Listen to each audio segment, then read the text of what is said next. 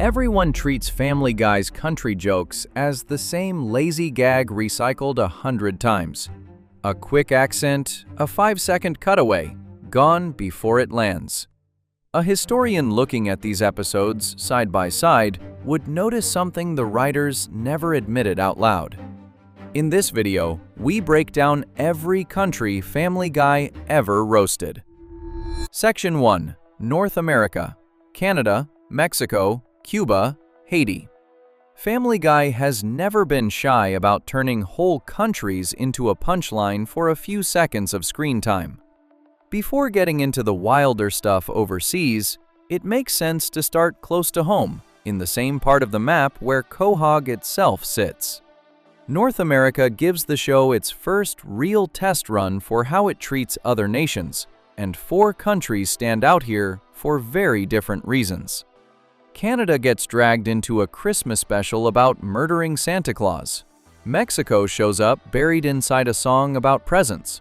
Cuba gets a full flashback built around baseball and old Cold War history. Haiti gets hit with a single joke that lands very differently once the real history behind it comes into view. Looking at all 4 side by side shows just how many different tools the writers reach for to get a laugh out of a country's reputation. The clearest example of Canada getting pulled into a joke comes from an hour-long Christmas special called Road to the North Pole, which aired in December of 2010 as the 7th episode of Season 9.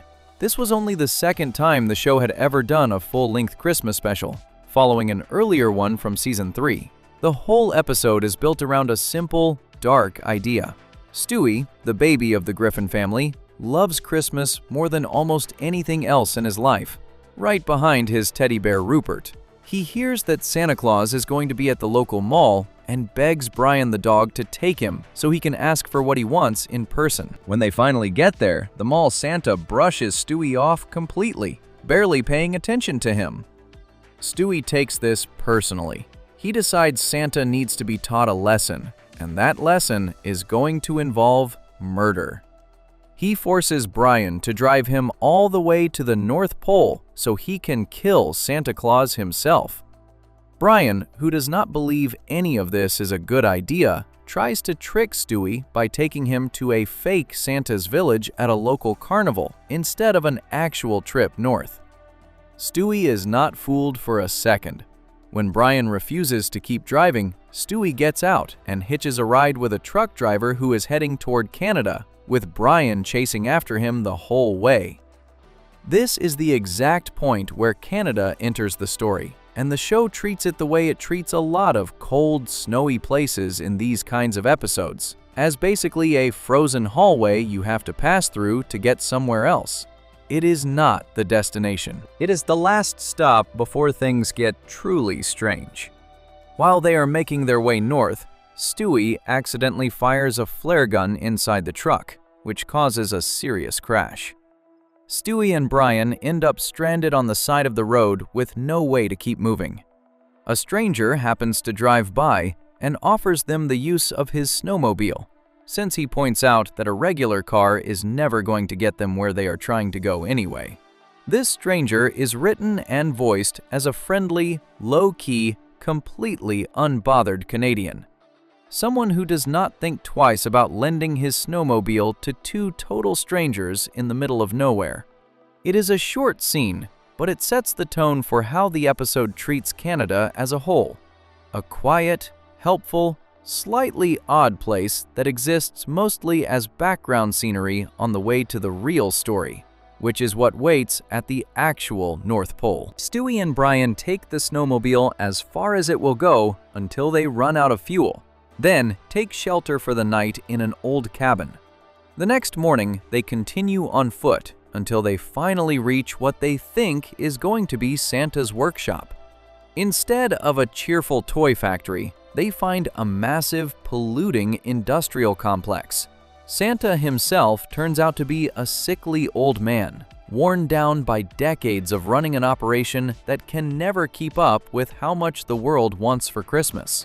The elves have been deformed by years of exposure to pollution and by generations of inbreeding, since there is nobody else around for them to marry. The reindeer, instead of being cute and gentle, are shown as dangerous, meat-eating creatures. The whole point of the episode is to take the cozy version of Christmas everybody grew up with and show what it would actually look like if it were real. And Canada is the last normal, familiar place the characters pass through before crossing into that nightmare version of the North Pole. Critics who reviewed the special at the time were mostly positive, praising both the storyline and the sheer number of references packed into it, even while pointing out that some of the humor was mean-spirited in places. It became one of the higher-rated episodes of the whole series. What makes the Canada material interesting is how restrained it actually is compared to some of the other countries covered in this section. There is no long rant about hockey, no jokes about saying sorry too much, no mention of maple syrup at all. The joke is simply that Canada is cold, empty, and quiet, a kind of frozen waiting room before something much worse arrives. It says almost nothing directly about Canadian people, and everything about how the show uses geography itself as a punchline. Canada becomes a stand-in for the idea of the frozen North in general, a stop on the way to somewhere stranger, rather than a target in its own right. Mexico does not get its own dedicated storyline the way Canada does in this same special, but it still shows up, and in a way worth paying close attention to. Early in Road to the North Pole, before Stewie ever leaves for the North Pole, the show opens with a musical number sung mostly by Chris, the oldest son in the Griffin family, about all the things he wants for Christmas. The song runs through a list of increasingly ridiculous wishes, one right after another, set to a cheerful holiday tune. Right in the middle of that list, Chris sings about wanting to spend a week down in Mexico, and the line is paired with a joke about drugs and about the kind of company he imagines finding there. It is over in a matter of seconds, wrapped inside a much longer joke about how none of what Chris wants for Christmas is something Santa is realistically going to deliver. This is a very different style of joke than the Canada material. Canada gets an actual scene, a location, and a character who shows up and interacts with the main characters directly. Mexico gets a single line inside a song, no visuals beyond what the audience imagines, and no character representing the country at all. It is a joke built entirely on reputation rather than depiction. The show leans on the audience already having an idea in their head of what a trip to Mexico is supposed to represent in this kind of comedy, mostly built around vacations, partying, and drug tourism. And it uses that shorthand instead of spending any real time developing it. In a way, this makes it one of the more revealing entries in this whole section, not because of what it shows, but because of how little it needs to show. A single word and a rhyme is enough to trigger the whole stereotype in a viewer's head, without the show ever having to build a scene, cast a character, or write a line of dialogue for anyone actually representing the country. It is worth being honest about the limits of this particular joke, rather than stretching it into something it is not. Unlike the Canada material, which unfolds over several minutes with visuals, a specific character, and a clear narrative purpose, the Mexico reference in this special is brief and exists mainly to keep the rhythm of the song moving along with the rest of Chris's wish list. There is no deeper story attached to it, no returning joke later in the episode, and no version of Mexico ever shown on screen. What can be said accurately is that the show used Mexico as one of several countries named purely for its reputation, inside a segment built around rapid-fire jokes rather than careful setups, which is a completely different comedic approach than the slower, scene-based satire used for the North Pole itself just minutes later in the same special. Out of everything covered in this section, Cuba gets by far the most detailed treatment, and it does not happen in a Christmas special at all. It happens in an episode called Tales of Former Sports Glory, which aired in May of 2021 as the 18th episode of Season 19, and turned out to be the final episode of that season. The setup is simple. The cable goes out at the Drunken Clam, the local bar where several of the main characters spend most of their free time. And with nothing on television, the regulars start telling stories about their glory days in sports when they were younger. Peter tells a story about being an underdog boxer from Philadelphia. Quagmire tells a story about being a rebellious tennis star from New York. But the story that gets the most attention and the most detailed world building belongs to Cleveland, who claims that as a teenager, he was a rising baseball star back in Cuba. Cleveland's flashback takes the audience all the way back to his childhood in Havana. He describes growing up working in the tobacco fields outside the city, using baseball mitts that were literally made out of cigars, some of which were apparently still lit while he was catching with them. At night, he says, he drove a taxi, dressed the way he remembers young Cuban men dressing at the time, with his pants pulled up high above his belt. When he was 9 years old, his father took him to his very first baseball game, and Cleveland claims that Fidel Castro himself was there to throw out the first pitch, wearing the same outfit he always wore in public. The joke breaks the fourth wall right there, with Cleveland openly admitting that the writers on the show do not actually know much about Castro beyond his general appearance, so they cannot really build a proper joke around him. It is a rare moment where the show points directly at its own limited research instead of pretending to know more than it does. Cleveland goes on to describe growing up worshiping the image of Che Guevara, without anyone around him fully understanding what side of history the man had actually been on, joking that his poster was destined to end up on college dorm room walls decades later, regardless of the politics behind it.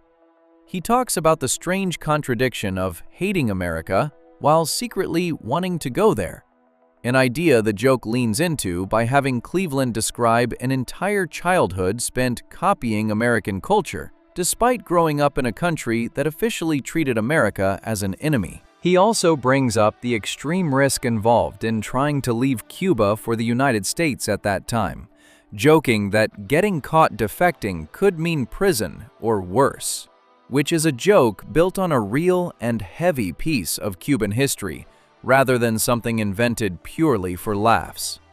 The turning point in Cleveland's story comes when his baseball team travels to Barbados for an away game, and Cleveland decides this is his one chance to escape toward America instead of returning home.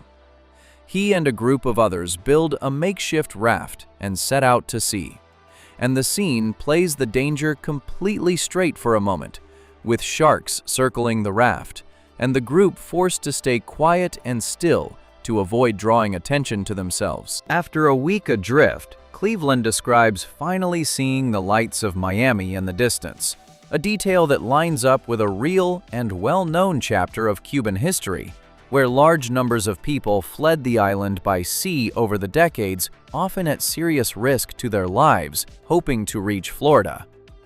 From there, Cleveland eventually makes his way north to Quahog, and even signs a deal to play baseball for a Canadian team, only to discover that Canadian weather is far too cold for someone who grew up used to Cuban heat, which ties this whole story back to Canada in a way that connects two very different countries through the same joke about climate.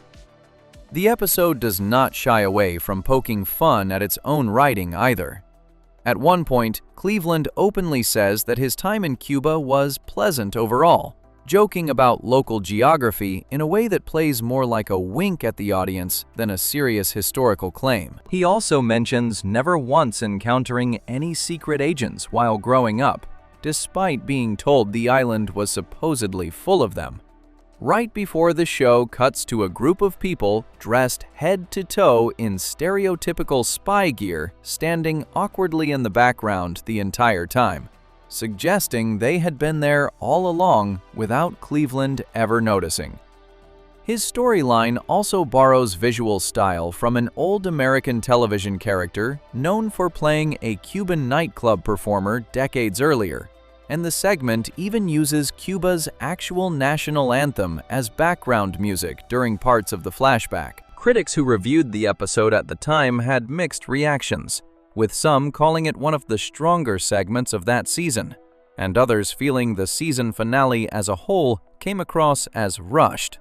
But the Cuba storyline specifically stood out to many viewers as one of the more memorable pieces of the episode, mixing real history with exaggerated comedy in a way none of the other 3 countries in this section attempt.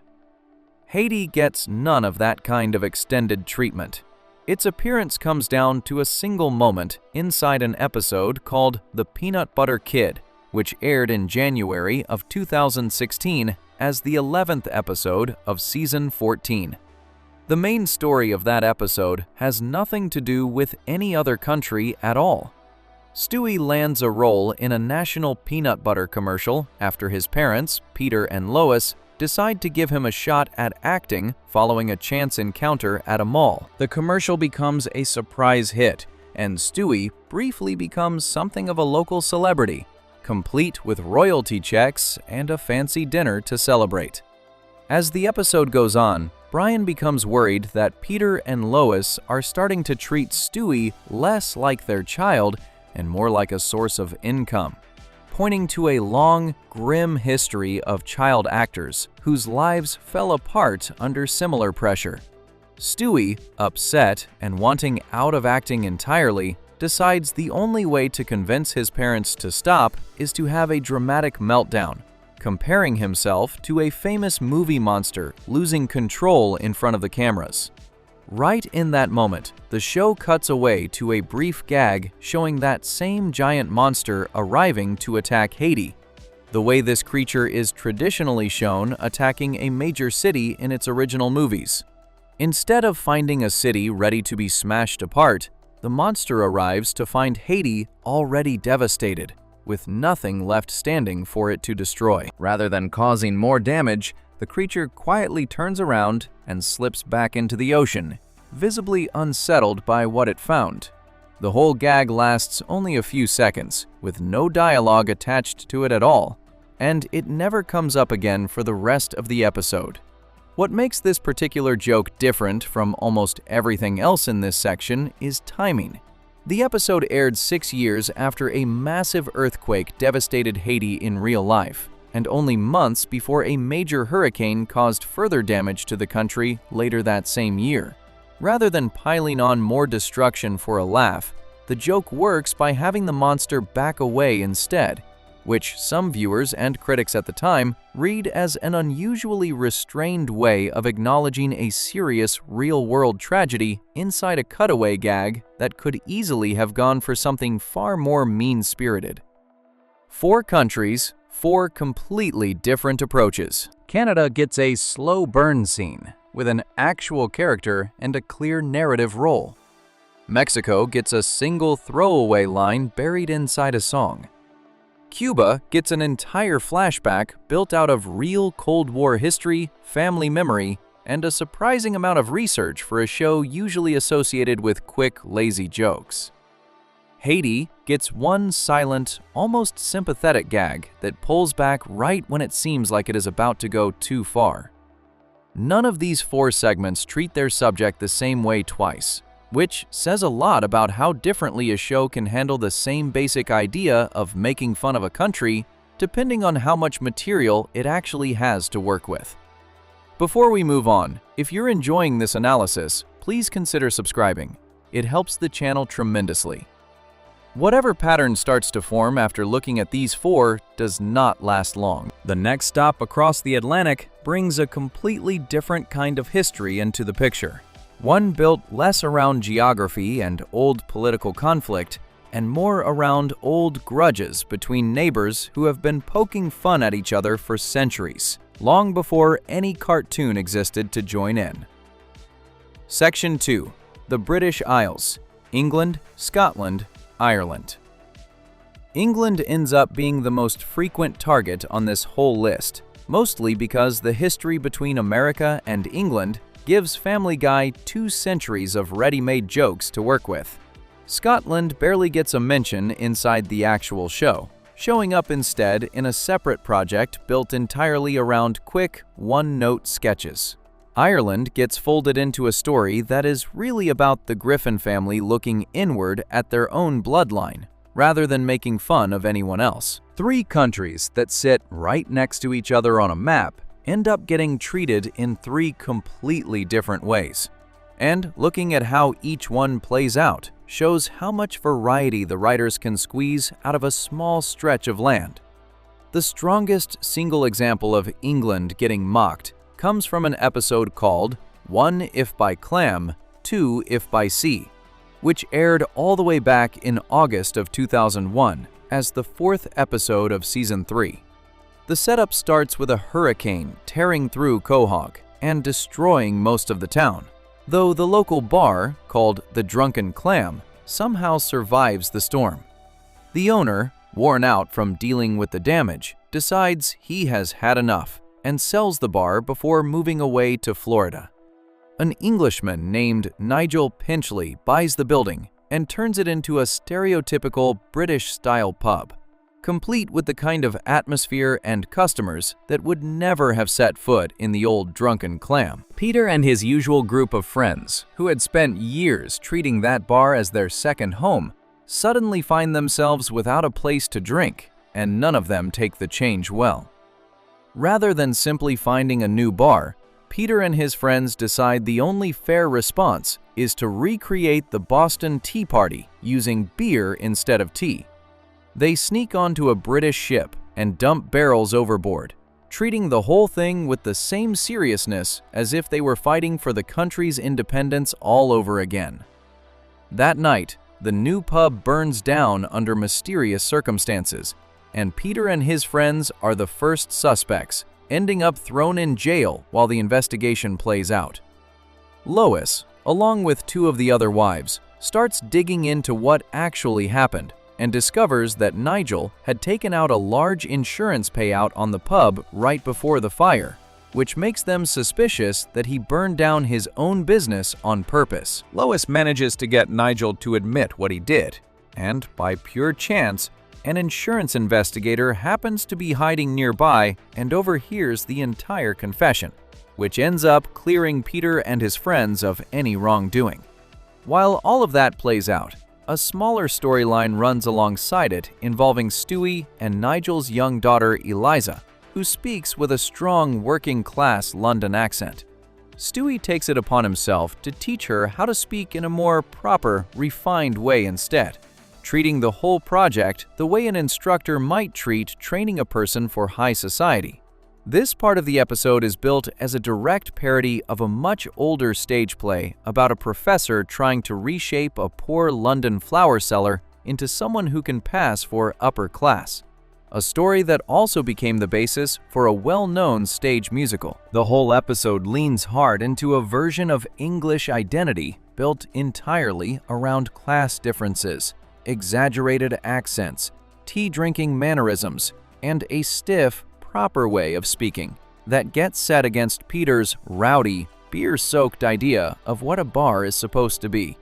It never pretends to be a balanced look at English culture. It is built purely as a clash between 2 completely different ideas of what a neighborhood hangout should look like, using England as the source of everything Peter finds foreign and irritating about the new pub. England shows up again several years later in a completely different way, this time built around sports instead of neighborhood pride. In an episode called Patriot Games, which aired in January of 2006 as the 20th episode of Season 4, Peter runs into former NFL quarterback Tom Brady at his high school reunion after making a drunken dash to the bathroom and knocking over several of his old classmates along the way. Brady is impressed enough by what he sees that he gets Peter a spot as a starting player for the real-life New England Patriots football team. Peter does well for a while, but he eventually gets fired for showing off too much after scoring touchdowns, including one moment where he drives onto the field in a car and leads a large, fully choreographed musical number in the middle of the game. As punishment, he gets traded to a fictional, London-based football team called the Silly Nannies. Once Peter arrives in London with his family, the show leans into the idea that English football players, at least in this fictional version of the sport, are hopelessly soft compared to their American counterparts. Peter is disgusted to find that his new teammates have no aggression at all, and he tries to toughen them up using performance-enhancing drugs, only to end up with a team that responds to the drugs by having an enthusiastic pillow fight while wearing nightshirts instead of getting more aggressive on the field. When Peter finally arranges a grudge match between his new team and his old Patriots teammates, every single one of his English teammates runs away in fear the moment the game begins, leaving Peter to face the entire Patriots roster completely alone. He loses badly, but Tom Brady is impressed that Peter had the nerve to stand there and take the beating rather than run, and the two end up parting on good terms. The joke here works differently than the pub episode from years earlier. Instead of English class structure and manners, this episode builds its entire idea of England around softness and a lack of physical toughness, painting an entire fictional football league as harmless, well-mannered, and completely unwilling to fight for anything, which stands in total contrast to Peter's aggressive, showboating idea of what competition is supposed to look like. Taken together, these two episodes show that England does not get one single stereotype applied to it over and over throughout the show's history. One episode is built entirely around class, accents, and old-fashioned manners clashing with Peter's working-class idea of a neighborhood bar. The other is built entirely around physical softness and a lack of fighting spirit, clashing with Peter's need to dominate every competition he takes part in. Both jokes rely on English politeness as their foundation, but they take that same starting point in two completely different directions, one turning it into snobbery and the other turning it into cowardice on the football field. England ends up being mocked twice in this section, not because the writers ran out of new countries to pick on, but because the relationship between America and England carries enough history and enough cultural baggage that the writers can keep returning to it and finding new angles each time. Scotland gets nowhere near this kind of attention inside the actual Family Guy show itself.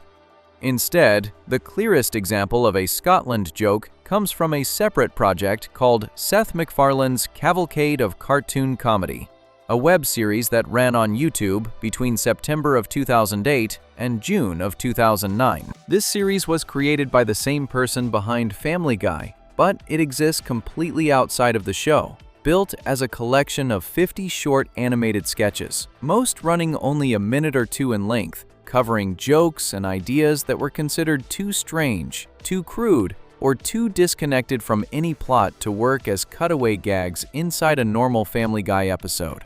Because there was no television network involved and no standard broadcast rules to follow, these sketches were free to go further with language and content than anything allowed on network television at the time.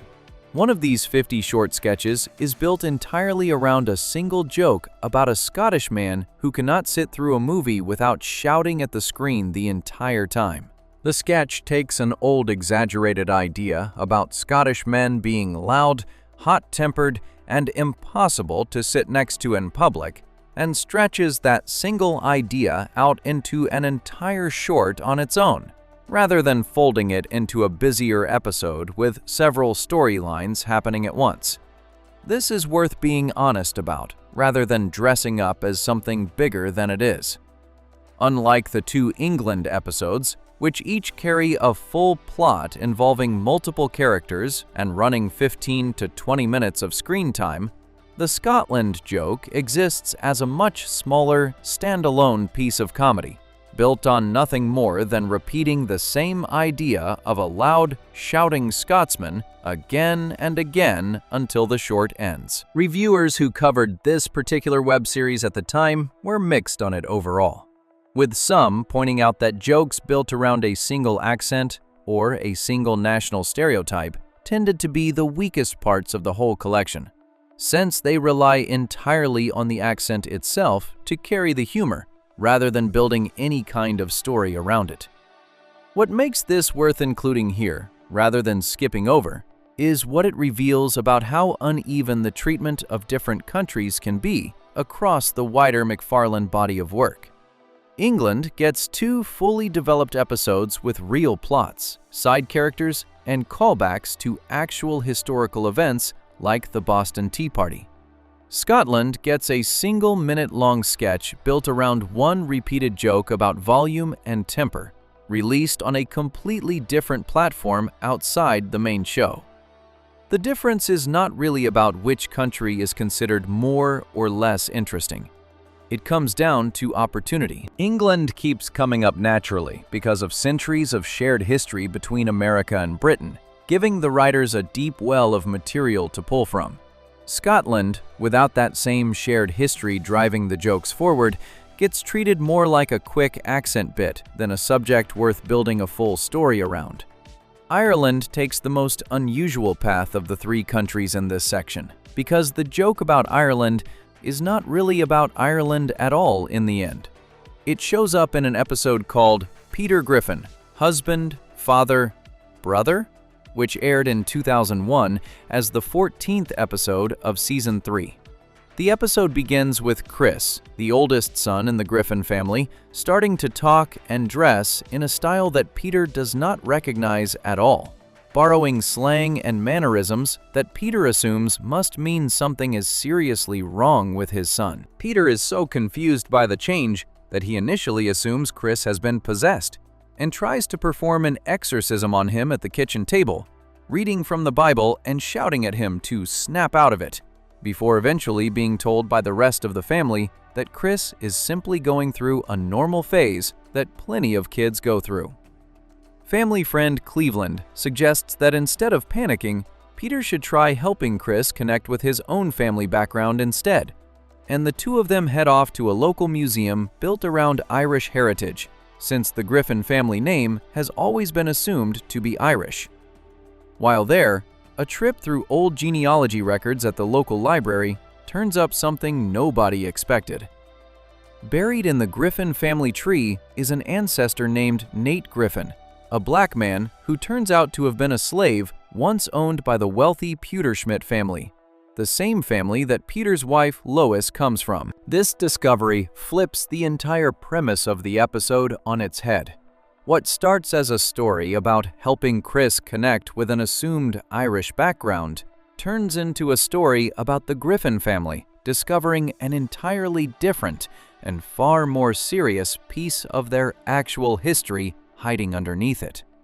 Once Peter learns the truth about Nate Griffin, and learns that Lois's own family once owned him, he decides the fair response is to demand financial reparations from Lois's father, Carter Pewterschmidt, who ends up paying Peter a large sum of money simply to make him stop bringing up the subject entirely. Rather than doing anything responsible with the payout, Peter spends all of it turning the family living room into a full recreation of a colorful children's television playhouse set, which annoys both Lois and the small group of newly discovered relatives who show up expecting Peter to take his new heritage seriously. What makes the Ireland material stand out from everything else in this section is how little screen time actually goes toward Ireland itself. There is no Irish character given real dialogue, no extended scene built around Irish culture the way the England episodes build extended scenes around English culture. Ireland exists here mainly as a setup, a starting assumption about the Griffin family's background that gets pulled out from underneath the story almost as soon as it is introduced, redirecting the entire episode toward a completely different and far more pointed joke about family history, ownership, and inherited guilt. Three countries, three very different levels of attention. England gets the deepest treatment by far, earning two separate episodes built around two different national stereotypes. One about class and manners, the other about physical softness on a football field. Scotland gets the lightest treatment, reduced down to a single short sketch outside the main show, built entirely around one repeated joke about shouting at movie screens. Ireland gets treated almost like a red herring, introduced as the expected subject of the episode before the story quickly turns its attention somewhere else entirely, using the idea of Irish heritage mainly as a doorway into a much heavier joke about the Griffin family's own hidden past. None of these three approaches resemble each other, which says something about how flexible this kind of comedy can be even when working with countries that sit only a short distance apart on an actual map. Before we move on, if you're enjoying this analysis, please consider subscribing. It helps the channel tremendously. Crossing away from the islands and back onto the mainland of Europe changes the whole flavor of what gets mocked next. Instead of class, sports, and inherited family secrets, the next stretch of the map brings in food, language mix-ups, and a much more physical style of comedy built around characters who cannot understand a single word anyone around them is saying. Section 3. Western Europe. Italy, France, Germany. Western Europe gives the show three very different tools to work with. Italy gets treated almost entirely through language, with two separate episodes years apart, both built around the same joke of a character butchering the language and getting nowhere with it. France gets barely any screen time at all, reduced down to a single fast cutaway delivered by a side character rather than one of the main cast. Germany gets folded into a background festival scene that leans on history rather than accents or food, turning a quick visual gag into a reference to one of the darkest chapters of the 20th century. Three countries that share a continent end up getting mocked in three completely different styles, and each one is worth looking at on its own terms. Italy shows up most clearly in an episode called Boopity Boppity, which aired in November of 2013 as the fifth episode of Season 12. The setup begins with the Griffin family finding out that airline ticket prices are in the middle of a price war, which gives Lois an idea. She convinces Peter to agree to a European vacation by tricking him into thinking they are heading to a water park, only revealing once they are already on the plane that they are actually flying to Italy instead. Peter is furious about being tricked, but Lois tries to convince him to see the trip as a chance to reconnect with her romantically instead of dwelling on the deception. Once they land, the family spends time touring the country, though Peter decides early on that he would rather stay behind in the hotel room than go sightseeing with everyone else. While Lois is out exploring on her own, she ends up taking a scooter ride around the city with a local Italian man, which becomes a small source of tension once Peter finds out. The episode also reveals that a recurring side character named Vinny, who has appeared on the show for years as if he were a regular American citizen, is actually living in the country illegally as an undocumented Italian immigrant. This detail becomes part of the trip's plot once the family runs into trouble with local immigration rules after Peter accidentally destroys the family's passports. Facing the cost of an expensive return flight home, the Griffins end up sneaking back into the United States by hiding aboard a cargo ship rather than paying for new tickets. What stands out most about this episode, though, is not really the plot itself, but the title. The name Boopity Boppity is a direct callback to a much earlier episode from years before, tying two completely separate Italy jokes together across a large stretch of the show's history. That earlier joke comes from an episode called McStroke, which aired back in January of 2008 as the 8th episode of Season 6. The main plot of that episode has almost nothing to do with Italy at all. Peter finds a magazine about mustaches while going through a neighbor's mail and becomes completely obsessed with the idea of growing one himself, convinced that having a mustache will somehow improve every part of his life. At one point during this obsession, Peter becomes convinced that his new mustache has also given him the ability to speak fluent Italian, despite never having studied the language or spent any time in the country. He walks into a local Italian deli and tries to have a conversation with the man working behind the counter, speaking in a stream of nonsense syllables that sound vaguely Italian but mean absolutely nothing. His attempt comes out sounding like a made-up chant, all rhythm and no actual words, delivered with confident hand gestures, as if he expects the deli owner to understand every word of it. The deli owner, unlike Peter, is actually speaking real Italian throughout the entire exchange, growing more and more frustrated as Peter continues babbling at him.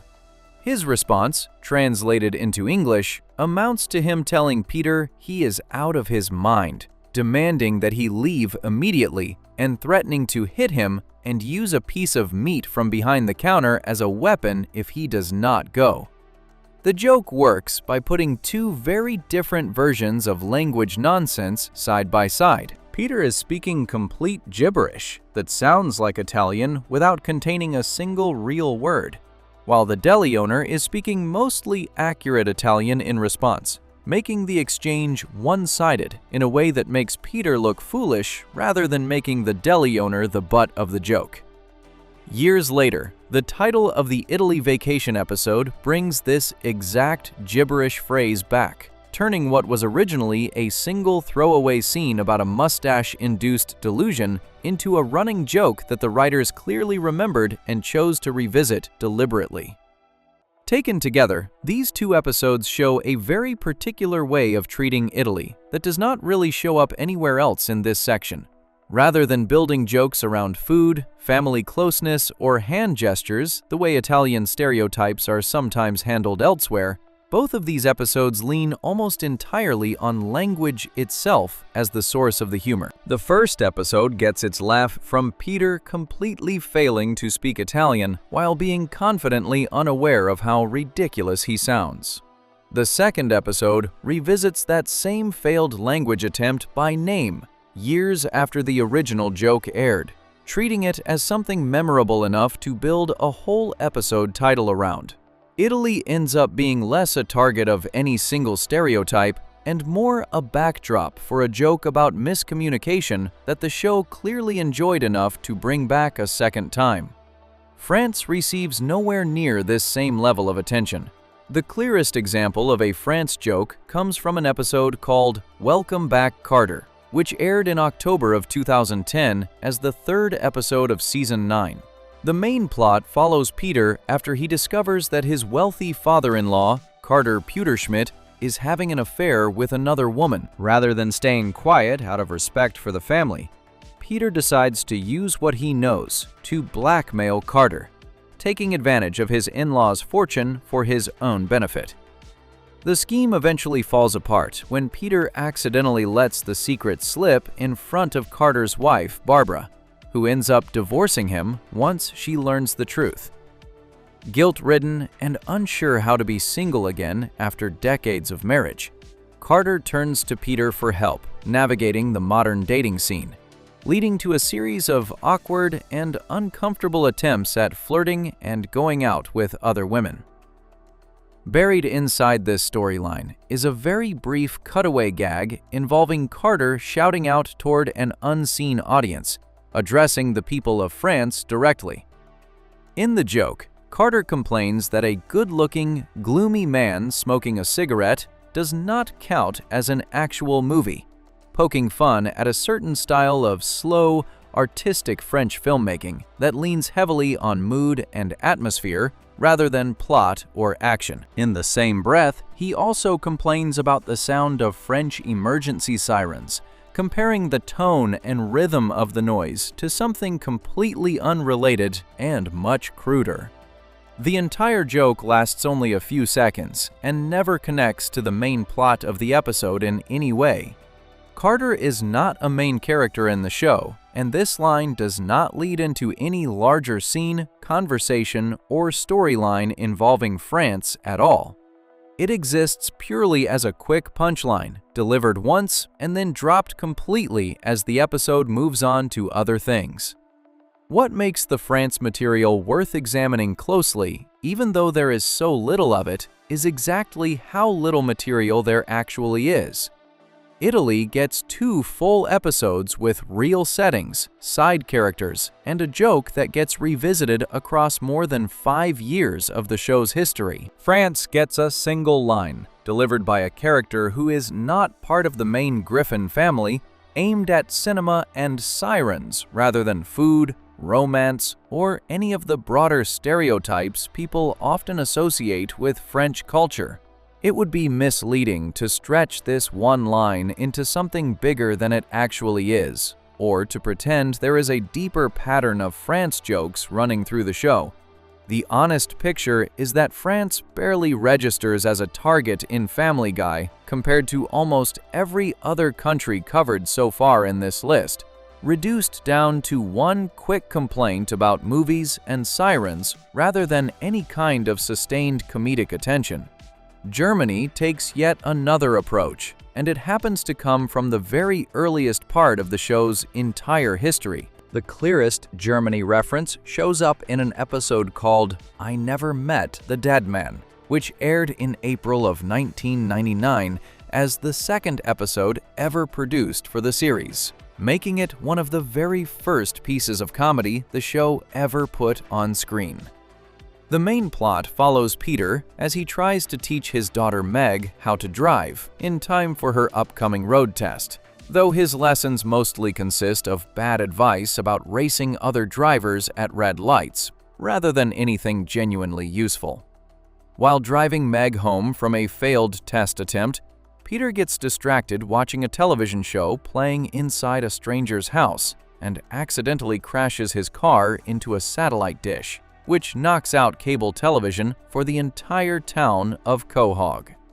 Without television to distract him, Peter spirals into a kind of breakdown, eventually losing touch with reality to the point where he begins narrating his own life out loud, as if it were a television show playing for an audience. Buried within this same episode is a scene set at something called the Bavarian Folk Festival, a clear reference to the kind of German cultural celebration built around food, music, and traditional dress. As Peter rushes his family along to the event, he jokingly tells his son Chris that Germans are the kind of people who will come looking for you if you refuse to take part in their gathering, framing attendance at a friendly food festival as something closer to a forced political demand. At the festival itself, a background visual gag shows a German sausage vendor, drawn to resemble a heavier version of Adolf Hitler, aggressively shoving aside a Polish sausage vendor and taking over his stand, renaming it to advertise German sausage instead. The same German vendor is then shown eyeing a nearby Czech sausage stand as his next target, clearly setting up the idea that he intends to take that one over as well. This entire sequence works as a direct visual parody of Germany's real historical invasions of Poland and Czechoslovakia at the start of the Second World War, translated into a joke about competing sausage stands at a food festival, rather than a literal historical reenactment. What makes the Germany material stand out from both Italy and France is how directly it leans on real historical events, rather than everyday stereotypes about language, food preparation, or personality traits. The joke about the sausage vendor is not really making fun of German cooking or German culture in general. It is specifically referencing a well-documented piece of 20th century history, using the shape and appearance of the vendor character to draw a direct line back to a very specific and very serious period of military conquest. Peter's earlier line about Germans coming to find people who refuse to join their gathering carries a similar undertone, playing off the same historical association rather than any lighter, more common stereotype. This episode aired only 2 episodes into the entire run of the series, which means Germany was one of the very first countries the show ever chose to build a joke around. and it did so by reaching directly for the heaviest, most historically loaded material available, rather than easing into it gradually. Looking at all three countries side by side, a clear pattern starts to emerge in how differently Western Europe gets treated compared to the earlier sections covered so far. Italy earns the most screen time of the three, built entirely around a joke about failed language skills that the writers found memorable enough to bring back years later as an episode title. France earns almost no screen time at all, reduced to a single quick complaint about cinema and sirens delivered by a side character with no lasting connection to the rest of the episode.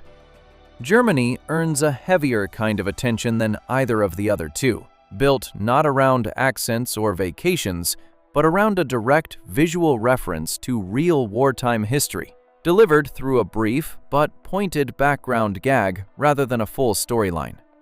Three countries sitting close together on a map end up getting three completely different levels of comedic investment, showing that proximity on a map has very little to do with how much attention a country actually receives once the writers decide to use it as a punchline.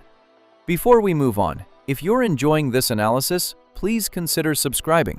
It helps the channel tremendously. Moving further north and east across the continent brings a shift away from vacations, mustaches, and wartime history, and toward a stretch of countries that get treated far more briefly, often reduced to single scenes or even single lines, where the writers seem far less familiar with the details of each place and lean much harder on whatever general impression happens to be floating around in the popular imagination. Section 4. Northern and Eastern Europe: Sweden, Norway, Denmark, Poland, Czech Republic. This next stretch of countries breaks from the pattern set by the earlier sections. Instead of full episodes built around a single country, this group of 5 nations gets folded into other stories almost entirely as quick lines and short cutaway gags, dropped into episodes that are actually about something else completely. Sweden gets a single sentence. Denmark gets a single scene lasting only a few seconds. Poland gets a short musical parody tucked inside a plot about a dog. Norway gets something rarer, a joke that openly admits how little research went into making it. The Czech Republic gets one strange word invented purely for a punchline. None of these 5 countries get anywhere near the screen time given to Italy, Cuba, or England earlier in this list. And looking closely at how little space each one takes up says something interesting about how the writers handle countries they clearly know far less about. Sweden shows up inside an episode called The Giggity Wife, which aired in January of 2013 as the 11th episode of Season 11. The main plot follows Glenn Quagmire after he wakes up one morning to discover he accidentally married a much older woman working as a prostitute during a night of heavy drinking. Rather than dealing with the situation honestly, Quagmire tries to get out of the marriage by pretending to be gay in front of his new wife, hoping the fake reveal will convince her to leave on her own. The story leading up to this disaster begins with Peter discovering that his friend Joe has taken a university identification card from a student who was rude to him. Rather than returning it, Peter, Quagmire, and Joe decide to use the stolen card to sneak into the campus dining hall at Harvard University and spend the night pretending to belong there. Right before the group decides to go through with this plan, one of the characters hesitates, worried that showing up at a place like Harvard will make them stand out immediately, comparing the feeling to how obvious and out of place a black person would supposedly look walking around in Sweden. The line is delivered once, gets a reaction from a crowd of background characters, and the show moves on immediately to the actual Harvard storyline without ever returning to the subject of Sweden again. There is no visual joke here, no cutaway showing an actual scene set in the country, and no character representing Sweden at all. The entire joke rests on a single comparison meant to sound absurd purely because of assumptions about the country's population, used as nothing more than a quick way to express how out of place the group expects to feel once they arrive on a wealthy university campus. It says far more about how the writers use certain countries as convenient shorthand than it says anything specific about Sweden itself. Norway gets treated very differently, and in a way that stands out from every other country covered so far in this whole list. The clearest Norway material comes from an episode called A Wife-Changing Experience, which aired in October of 2022 as the third episode of Season 21. The episode follows several storylines at once, including Joe accidentally seeing Lois without her clothes on, which ends up reigniting his relationship with his wife Bonnie, alongside a separate storyline involving Stewie receiving an electric vehicle and quickly adopting an exaggerated, overly proud attitude about owning one. Buried within all of this is a short scene where Brian makes an offhand comment claiming that people from Norway cannot dance, clearly expecting the comment to land as a harmless, throwaway insult. Instead of simply cutting away to a silent visual gag the way most of these quick jokes usually work, the scene continues with a Norwegian character responding directly to the insult, insisting that Brian has clearly never seen him dancing around a traditional tree during a Norwegian Christmas Eve celebration, using real Norwegian words for the holiday and for a well-known Scandinavian dried fish dish along the way. The character claims that Norwegians can, in fact, hop around just fine, comparing the movement to the way that particular dried fish jumps around while being prepared. Immediately after this response plays out, a caption appears on screen admitting that the writers had to search the internet to find enough information about Norway to even build the joke in the first place. This kind of open admission does not happen anywhere else in this entire list. Rather than pretending to have deep knowledge of Norwegian culture, the show points directly at its own limited understanding, turning the joke less into an insult about Norwegian people and more into a joke about how little the writers actually know about the country, delivered with a surprising amount of built-in honesty.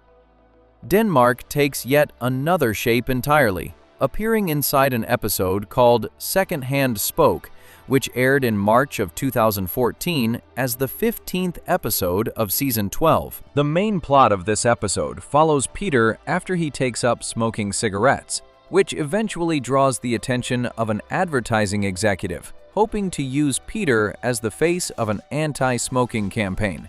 Running alongside this main story is a separate plot where Stewie notices Chris getting bullied at school and decides to secretly coach him on how to stand up for himself, eventually hiding inside Chris's backpack to feed him comebacks during a tense lunchroom confrontation. Buried inside all of this is a completely unrelated cutaway gag showing a group of people sitting around a dinner table when someone at the table suddenly needs medical help. A voice calls out, asking if anyone present happens to be a doctor, and someone across the room raises a hand and confirms that they are one, only for the joke to reveal that this doctor is seated so far away from the person in trouble that they cannot possibly reach them in time to help. The scene ends with a line explaining that this exact kind of situation is the reason Denmark uses unusually small dining tables, tying the entire joke back to the country in its final second before cutting away just as quickly as it appeared. Much like the Sweden material, this joke exists purely as a quick visual bit with no larger connection to the rest of the episode, using the country's name only to deliver the final punchline of an otherwise standalone gag about table size and poor timing. Poland receives a slightly more developed treatment than the previous three countries, though it still stays well short of a full storyline. The clearest Poland reference comes from an episode called Once Bitten, which aired in April of 2015 as the 15th episode of Season 13. The main plot follows Brian after he becomes ill and is taken to the veterinarian, where doctors determine that his drinking habits are to blame and prescribe medicine that Peter struggles to administer properly. Running alongside this is a smaller storyline involving Chris and his friend Neil Goldman, who decide during a lunchroom conversation that the two of them would make a better basketball team than a well-known real-life exhibition team famous for trick shots and comedy routines built around the sport. This comment sets up a cutaway gag showing a fictional Polish version of that same famous basketball team, performing a version of their signature theme song while going through a series of deliberately clumsy, unimpressive basketball moves, including dribbling awkwardly, tucking in their shirts mid-routine, and spinning a ball on one finger for only a couple of rotations before losing control of it entirely. The gag ends with the entire team putting away their basketballs and heading off to work regular day jobs, with the song specifically mentioning a shift at a mineral mining site as their actual employment. This joke leans on a very specific comparison, taking a real, well-known basketball entertainment group and imagining a much less polished, much less impressive version of the same act tied to Poland instead, built around comedic clumsiness rather than any of the more common types of stereotypes used elsewhere on this list. The Czech Republic rounds out this section with perhaps the strangest and most invented reference of the five. The clearest example comes from an episode called Family Gay, which aired in March of 2009 as the 8th episode of Season 7. The main plot follows Peter after he agrees to take part in a paid medical research study to help cover the cost of an expensive horse he impulsively purchased earlier in the episode. One of the experimental treatments he receives ends up temporarily changing his sexual orientation, leading him to leave Lois and begin a relationship with another man for the remainder of the episode, much to the shock and confusion of the rest of the Griffin family. In the middle of all this, a much smaller scene shows Peter baking a batch of muffins for his family, who react with concern and suspicion when he refuses to explain what the secret ingredient is. After some hesitation, Peter finally reveals the name of the mystery ingredient, a completely made-up word that sounds foreign and slightly unsettling, before quickly clarifying that it is simply a sugar substitute that happens to come from the Czech Republic. There is no visual representation of the country at all in this scene, no character meant to represent Czech culture, and no follow-up reference anywhere else in the episode. The entire joke is built purely around an invented word designed to sound exotic and slightly alarming before being revealed as something completely mundane, using the country's name only as a source of unfamiliar-sounding vocabulary rather than any actual cultural detail. Looking at all five of these countries together reveals a very different comedic approach than the one used earlier in this list for places like Italy, Cuba, or England. None of these five nations get a dedicated storyline, a returning character, or even a full scene built entirely around their culture. Sweden gets a single comparison used to express feeling out of place. Denmark gets a single visual gag about table size. Poland gets a short musical parody built around clumsy basketball and factory work. The Czech Republic gets a single made-up word used purely for its foreign sound. Norway stands apart from the other four by being the one moment in this entire section where the show pauses to openly admit how little research actually went into the joke, turning a simple insult about dancing into something closer to a joke about the writing process itself. Taken as a group, these five entries show a version of the show working with far less material and far less familiarity than the earlier sections, leaning instead on quick, low-effort references that rely almost entirely on a country's name carrying the punchline all by itself. Before we move on, if you're enjoying this analysis, please consider subscribing. It helps the channel tremendously. Moving further east changes the tone again, trading these quick, half-formed jokes for a stretch of countries tied to a much heavier and much more serious slice of 20th century history, where old political tension between two very different systems of government becomes the real source of the material. Section 5. Russia and the former Soviet bloc. Russia, Belarus, Latvia. This stretch of the map brings a noticeably different flavor into the mix, since all three countries here come from a shared political background that used to fall under Soviet rule. And the show leans on that history in different ways depending on how much material each country's turn actually gives it to work with. Russia gets the richest and most detailed episode of the three, built entirely around a real-world political figure and current events at the time it aired. Belarus gets folded into a spy comedy plot involving a nanny with a hidden past. Latvia gets the smallest treatment of the group, reduced down to a fake commercial for a knockoff pair of sneakers. Each of these three countries ends up representing a very different level of comedic investment, and looking closely at all three side by side shows how the show handles old Soviet territory compared to how it handled Western Europe just one section earlier. Russia receives its clearest treatment in an episode called Petey the Fourth, which aired in November of 2017 as the 7th episode of Season 16. The plot kicks off with Peter trying to celebrate the birthday of actor Dolph Lundgren by rewatching Rocky IV with his usual group of friends, a tradition the group apparently repeats every year. When their copy of the movie will not play, the group heads to the local convenience store and picks up a bootleg copy from a bin of unofficial DVDs, only to discover once they get home that the ending has been completely changed. In this altered version, the villain from the film beats the American boxer instead of losing to him, the way the story goes in every official release. Furious about the change, Peter writes an angry letter directly to Russian President Vladimir Putin, insisting that any American could beat any Russian in a fair fight, no matter what a rigged movie ending might suggest. Rather than ignoring the letter, Putin actually responds by traveling to Quahog in person to take Peter up on his challenge. Once Putin arrives, Peter finds himself completely outmatched, with Putin's bodyguards holding him back before he can even get close to a real fight. Despite this, Putin appears genuinely impressed by Peter's willingness to stand up to him and invites Peter to come back to Russia as his guest. Once there, Peter discovers that Putin is not only responsible for interfering with past American presidential elections, but has also been secretly working with the commissioner of the National Football League to control outcomes in professional football games as well.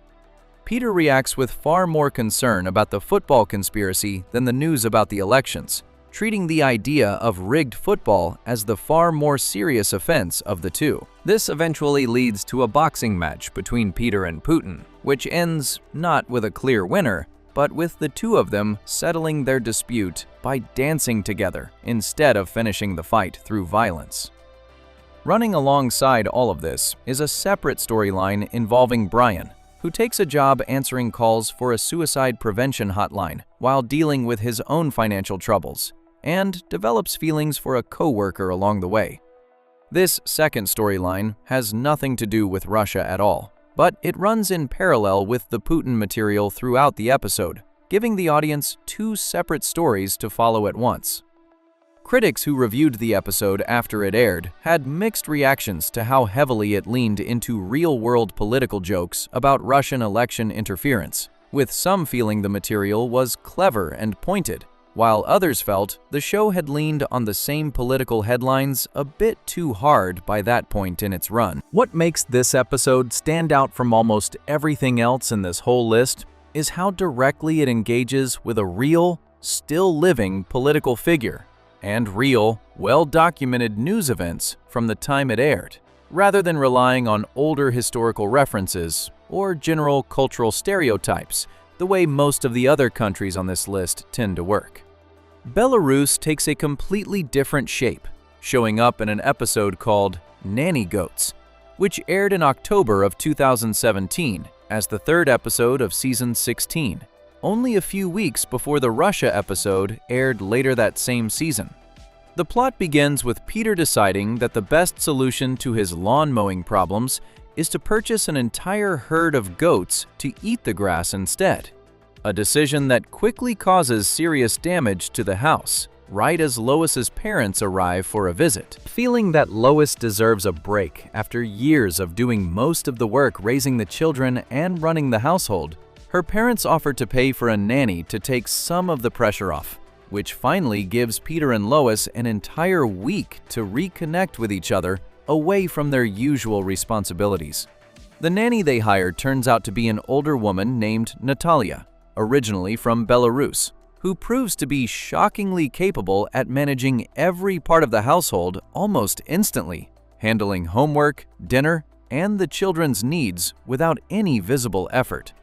In one scene, she reads Stewie a bedtime story that she describes as a beloved children's book from her home country, though the story itself turns out to be a dark parody built around the real-world nuclear disaster at Chernobyl, filled with grim, unsettling images, delivered in the same soothing tone typically used for a gentle goodnight story. It is worth pointing out directly that this joke actually gets its geography wrong, since the real Chernobyl disaster took place across the border in Ukraine rather than in Belarus itself, something that has been noted by people who have looked closely at the episode after it aired. Presenting this as accurate without mentioning the mistake would not be honest, even though the joke itself is clearly built more around dark humor than any attempt at a precise history lesson. As the episode continues, Natalia's past catches up with her when it is revealed that she is not simply a skilled caretaker, but a former agent with a violent history, and that she has made serious enemies back in Belarus who eventually track her down looking for revenge. Rather than panicking, Natalia fights off a group of armed attackers with complete calm, managing to protect the children in her care the entire time without any of them being seriously hurt in the process. She eventually escapes aboard a jet painted in colors matching the red and green of the Belarusian flag, closing out her storyline by disappearing just as suddenly and mysteriously as she first appeared. This entire subplot leans heavily on the well-worn idea of the deadly, no-nonsense secret agent from behind the old Iron Curtain. Combining that image with dark humor about a real historical tragedy to build one of the more elaborate side stories connected to any single country covered so far in this list, even if it gets at least one basic fact about that history wrong along the way. Latvia receives by far the smallest amount of attention out of the three countries in this section, appearing in an episode called Criss-Cross, which aired in February of 2013 as the 13th episode of Season 11. The main plot follows Chris after his older sister Meg catches him stealing money from their mother's purse, giving her leverage to blackmail him into doing whatever she wants under the threat of telling their parents. What starts as reasonable requests for basic favors quickly spirals into Meg demanding increasingly extreme and uncomfortable tasks from her brother, building the central conflict of the episode around how far Chris is willing to go to keep his secret safe. The reason Chris ends up stealing money in the first place comes from an earlier scene where classmates make fun of him at school for wearing a cheap, no-name brand of sneakers instead of something more fashionable. When a classmate asks what the strange brand name printed on the shoes actually means, Chris admits that he does not really know, only that his mother told him the brand happens to be popular among athletes from Latvia. This line sets up a short fake commercial cutting away from the classroom scene, showing a rough-looking, heavily accented Latvian athlete casually smoking a cigarette while listing off a short string of basic physical activities like running, throwing, and lifting heavy objects, ending each one by simply repeating the brand name of the shoes in a flat, unenthusiastic tone. The fake advertisement wraps up with an announcer clarifying, in an oddly serious tone, that each shoe in the pair actually has to be purchased separately, treating this obviously bizarre business practice as a completely normal detail rather than something worth questioning. This entire joke lasts only a handful of seconds and never comes up again anywhere else in the episode.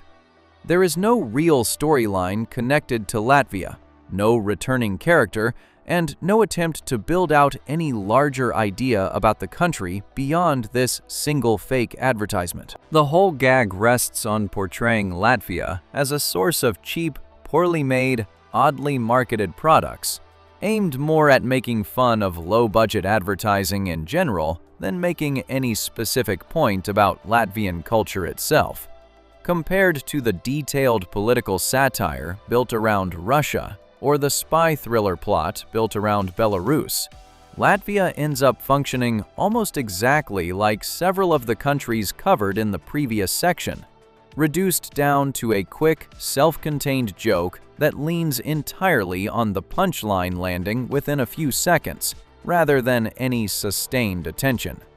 Looking at these three countries together reveals a clear range in how much material the show is willing to invest depending on the subject. Russia earns an entire episode built around a real, internationally recognized political leader and actual news events from the time period, treating the country as a serious enough subject to build genuine political commentary around, even while keeping the tone comedic throughout.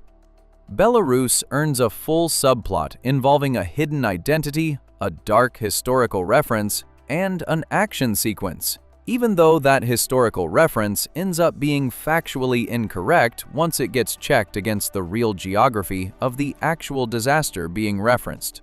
Latvia earns only a few seconds inside a completely unrelated storyline about sibling blackmail, treated as nothing more than the punchline of a fake advertisement. Three countries that once shared a similar political history under Soviet rule end up receiving three wildly different levels of comedic attention, showing that even within a group of nations that might seem similar on paper, the show still treats each one according to whatever material happens to be convenient at the time, rather than applying any single consistent approach across the group. Before we move on, if you're enjoying this analysis, please consider subscribing. It helps the channel tremendously. Leaving behind this stretch of countries tied to Cold War history and old political borders shifts the focus toward a part of the world where the history being referenced runs even older, pulling in centuries of religious conflict and long-running international tension that gives the writers an entirely different kind of material to draw from next. Section this: the Middle East, Israel, Palestine, Saudi Arabia, Egypt. This part of the world brings a heavier kind of material into the mix, since almost every joke connected to these four places touches on religion, historical conflict, or real-world violence in some way rather than food, accents, or vacation stereotypes. Israel gets folded into a larger quest storyline about finding God in person. Palestine gets reduced to a single background object rather than any character or scene. Saudi Arabia gets two completely separate jokes stitched into the same episode, one built around comedy and one built around a serious historical event. Egypt gets a quick visual gag that reaches back thousands of years into ancient history, though not entirely accurately. Each of these four countries gets handled in a noticeably different way, and looking closely at each one shows how differently this kind of material plays out, depending on whether the writers are aiming for a laugh, a shock, or something closer to genuine commentary.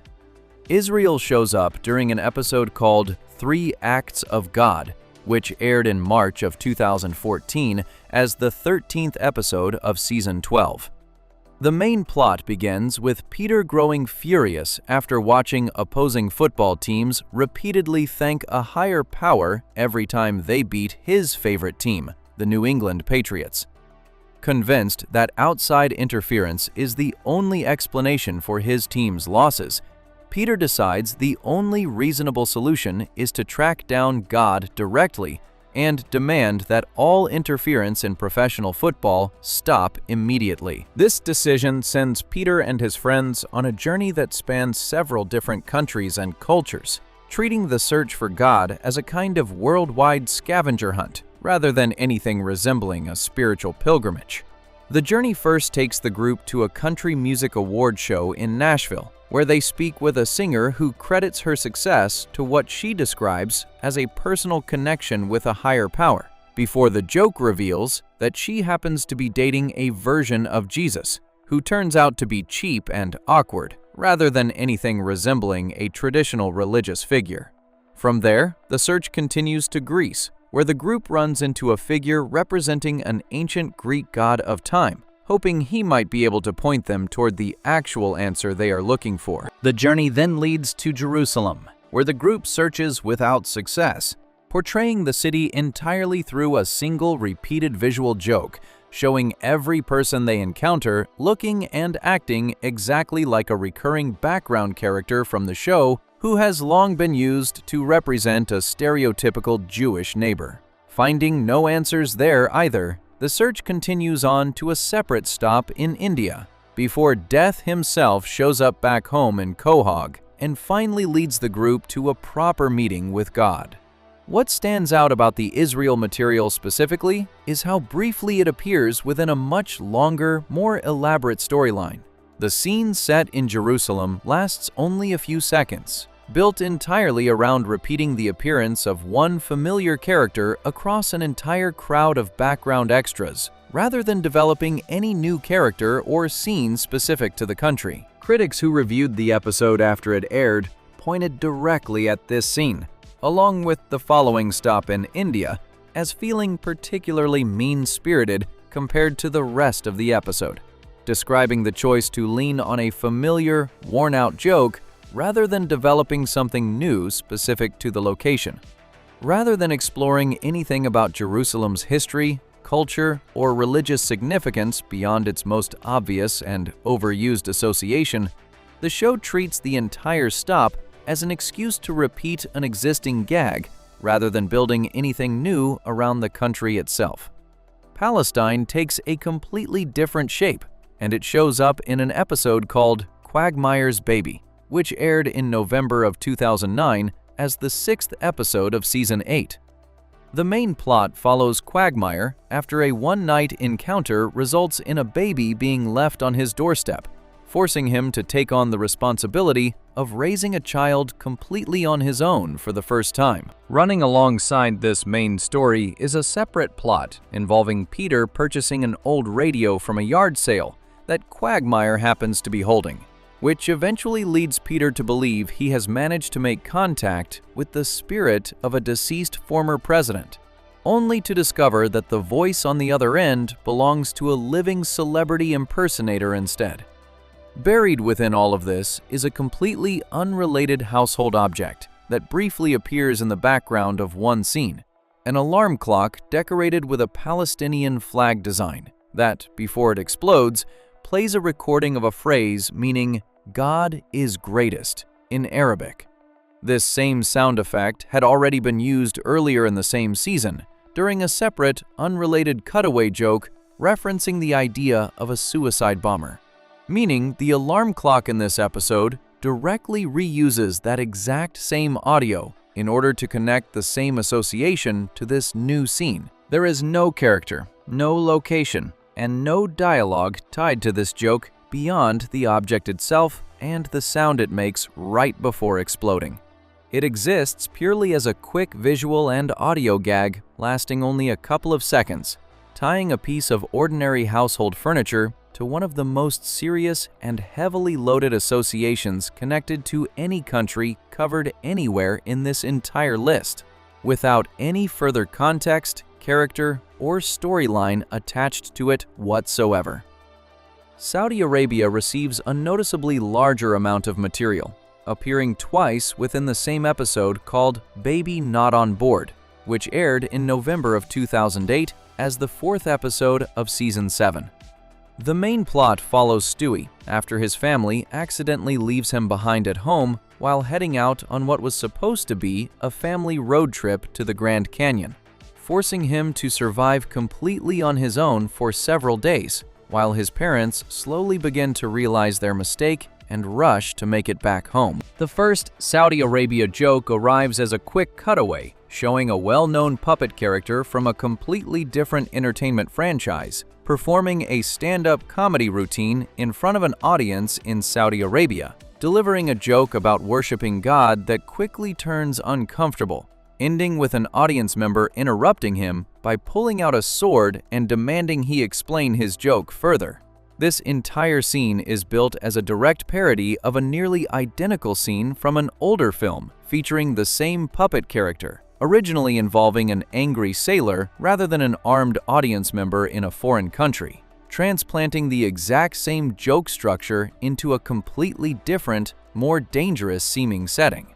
The second Saudi Arabia reference in this same episode takes a much more serious tone, appearing during a conversation between Peter and Brian while the two of them are visiting the site of the September 11th terrorist attacks in New York City. Peter, who clearly has no real understanding of the historical events connected to the location, begins guessing wildly at who might have been responsible, first suggesting a former Iraqi leader, then the Iraqi military, before eventually landing on the idea that the entire country of Iraq must have been behind it. Brian corrects him directly, explaining that the attacks were actually carried out by a group made up of people from Saudi Arabia, Lebanon, and Egypt, financed by a Saudi Arabian man living in Afghanistan at the time, and given shelter by people in Pakistan.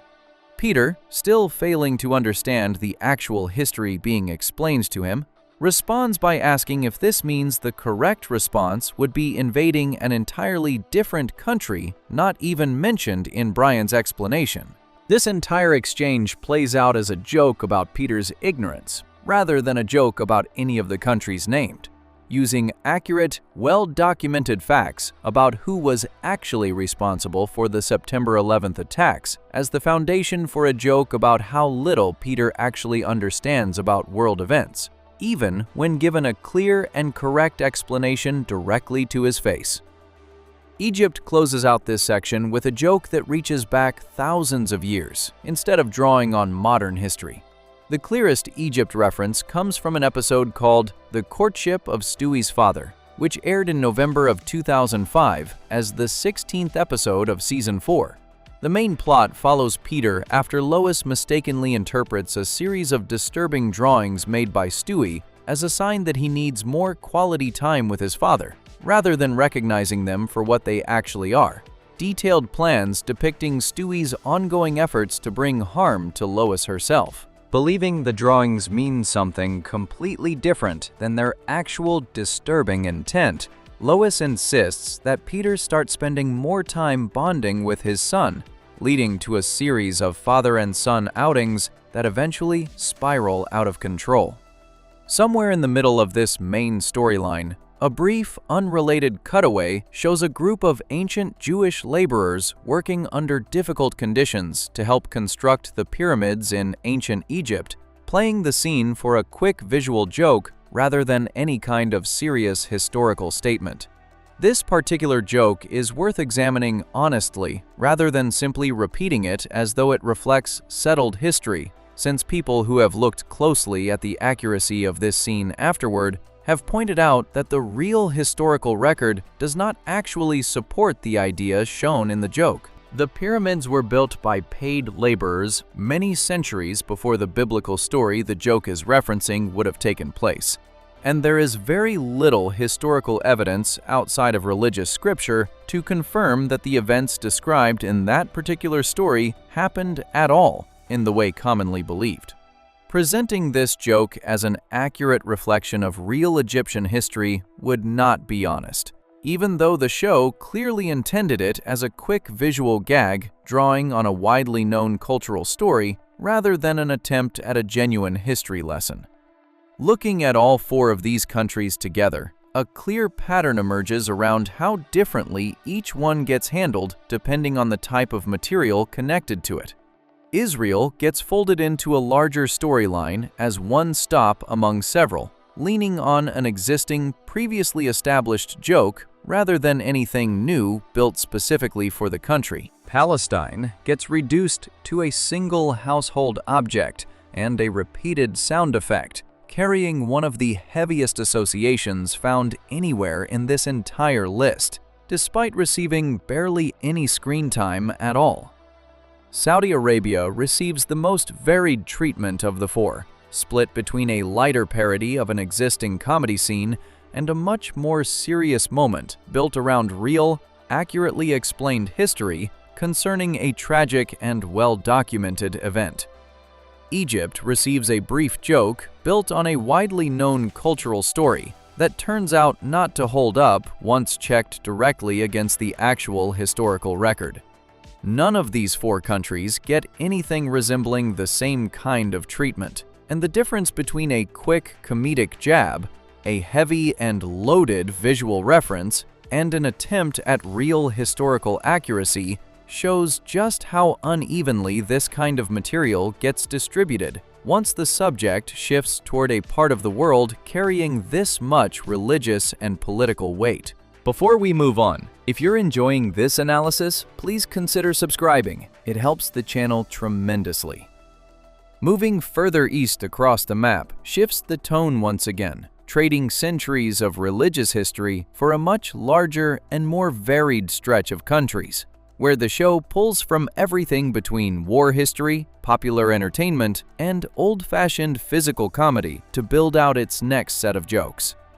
Section 7. South and East Asia: India, Japan, China, South Korea, Nepal, Pakistan. This part of the world brings together the widest range of material covered anywhere in this list so far, stretching from a single quick stop inside a larger religious quest to full episodes built around soap operas, mountain climbing, and international manhunts. India gets folded into the same storyline that carried Israel through the previous section, appearing as one more brief stop along the same journey. Japan gets reduced to a single, quick joke about a well-known stereotype. China earns an entire episode built around a kleptomania storyline and a fictional neighborhood. South Korea earns a full episode centered on nostalgia and a lost love. Nepal gets treated almost like a fictional invention, with an entire joke built around imagining how the country got its name. Pakistan appears only within a single line, buried inside a much larger montage about global destruction. 6 countries, 6 completely different levels of comedic investment, and looking closely at each one shows just how wide a range this kind of material can cover once the show moves east. India shows up in the same episode already covered in the previous section, an episode called 3 Acts of God, which aired in March of 2014 as the 13th episode of Season 12. As already discussed, the main plot follows Peter and his friends as they travel the world searching for God, after growing furious about opposing football teams thanking a higher power every time they beat the New England Patriots. After stopping in Nashville, Greece, and Jerusalem without success, the group's next stop takes them to India, which the show briefly introduces as the most spiritual country in the world, before immediately concluding that God is nowhere to be found there either. The scene lasts only a few seconds, built entirely around the sound of heavy street traffic and a passing bell, before the group gives up and moves on to their next destination. There is no character built specifically for this stop, no extended dialogue, and no attempt to develop anything about India beyond the single label given to it before the joke cuts away. Much like the Jerusalem stop covered earlier, India functions here as one quick checkpoint inside a much larger, faster-paced sequence, rather than a subject given any real attention on its own. Japan takes an even smaller shape, appearing inside an episode called The Blind Side, which aired in January of 2012 as the 11th episode of Season 10. The main plot follows Brian after he begins dating a woman who happens to be blind, only to discover partway through their relationship that she strongly dislikes dogs, forcing Brian to hide his true identity from her for as long as possible. Running alongside this main story is a smaller plot involving Peter struggling to adjust to a newly installed staircase in the Griffin household, repeatedly falling down the stairs in a running gag that plays out across the entire episode. Early in the episode, a brief, unrelated cutaway shows two Japanese men turning down an invitation to see a regular movie, choosing instead to watch a cartoon involving a schoolgirl and an octopus, playing directly on a well-known stereotype about a specific and unusual genre of Japanese animation. This same short scene follows immediately after a separate joke about Stewie practicing a slow, traditional form of exercise, which the show specifically identifies as a Chinese tradition rather than a Japanese one, drawing a clear line between the two countries within the same short sequence rather than blending them together. The Japan joke itself lasts only a few seconds, delivered entirely through the two background characters and a short burst of exaggerated dialogue, never returning again anywhere else in the episode. China receives a far larger amount of attention, built around an entire episode called Breaking Out is Hard to Do, which aired in July of 2005 as the 9th episode of Season 4. The main plot follows Lois after a small act of shoplifting spirals into a full-blown addiction to stealing, eventually landing her in court, where an attempt at a heartfelt apology falls apart the moment she tries to steal the judge's own gavel in the middle of her hearing. This impulsive final theft earns her a lengthy prison sentence, which the rest of the family cannot accept, leading Peter to devise a plan to break her out during a routine visit.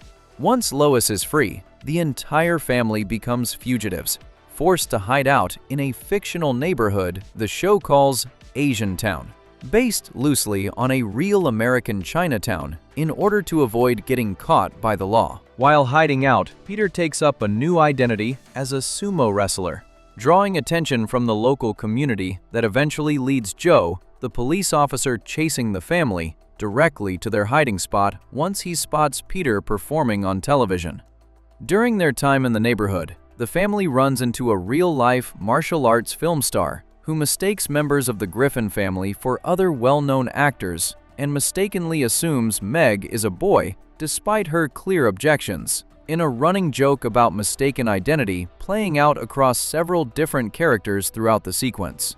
In one especially pointed line, Stewie remarks that he has not seen a single female baby anywhere in the neighborhood, a joke directly referencing real-world reporting on gender imbalance in China connected to decades of government policy limiting families to one child, which led to a documented pattern of families favoring male children over female ones. This entire episode leans on a much broader mix of material than most other countries covered in this list, blending action movie parody, immigration, and law enforcement themes, and a pointed reference to real, well-documented population policy all within the same extended storyline. South Korea earns its own full episode as well, appearing in Candy, Quahog Marshmallow, which aired in January of 2016 as the 10th episode of Season 14. The main plot begins when Peter, Cleveland, and Joe discover old videotapes belonging to Quagmire, revealing that he once starred in a Korean soap opera called Winter or Summer during an earlier period of his life stationed overseas, playing a character known simply as American Johnny. The group becomes completely absorbed in watching the show, but discovers that the final episode of the series was never included among the tapes, and after failing to find it anywhere online, they eventually convince Quagmire to travel back to Korea with them in search of the missing conclusion. Once they arrive, the group finds that Quagmire is still recognized and celebrated locally because of his role on the old soap opera, and their search eventually reunites him with his former co-star and real-life love interest from that period, a woman who still has a copy of the missing final episode in her possession. Watching the emotional conclusion together stirs something in Quagmire, and he decides he wants to remain in Korea permanently rather than return home with his friends, having reconnected not only with his old co-star, but also with a cat the two of them once shared together, which turns out to still be alive years later. Desperate to bring him back to Quahog, Peter comes up with the idea of using music to reach him, resulting in a parody music video built specifically to convince Quagmire to return home.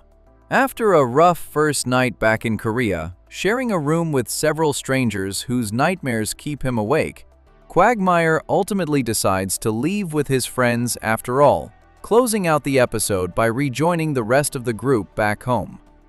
Compared to the brief, single-scene treatment given to Japan just one episode earlier in the same season group, South Korea receives one of the most fully developed storylines given to any single country anywhere in this entire list, built around genuine emotional stakes rather than a single quick punchline. Nepal takes a very different approach, leaning less on plot and more on pure invention, appearing in an episode called Into Fat Air, which aired in September of 2012 as the first episode of Season 11. The main plot follows the Griffin family. After a competitive dinner with Lois's former boyfriend and his family, leads to an impulsive decision to climb Mount Everest, purely to prove they are just as capable as their wealthier, more accomplished acquaintances.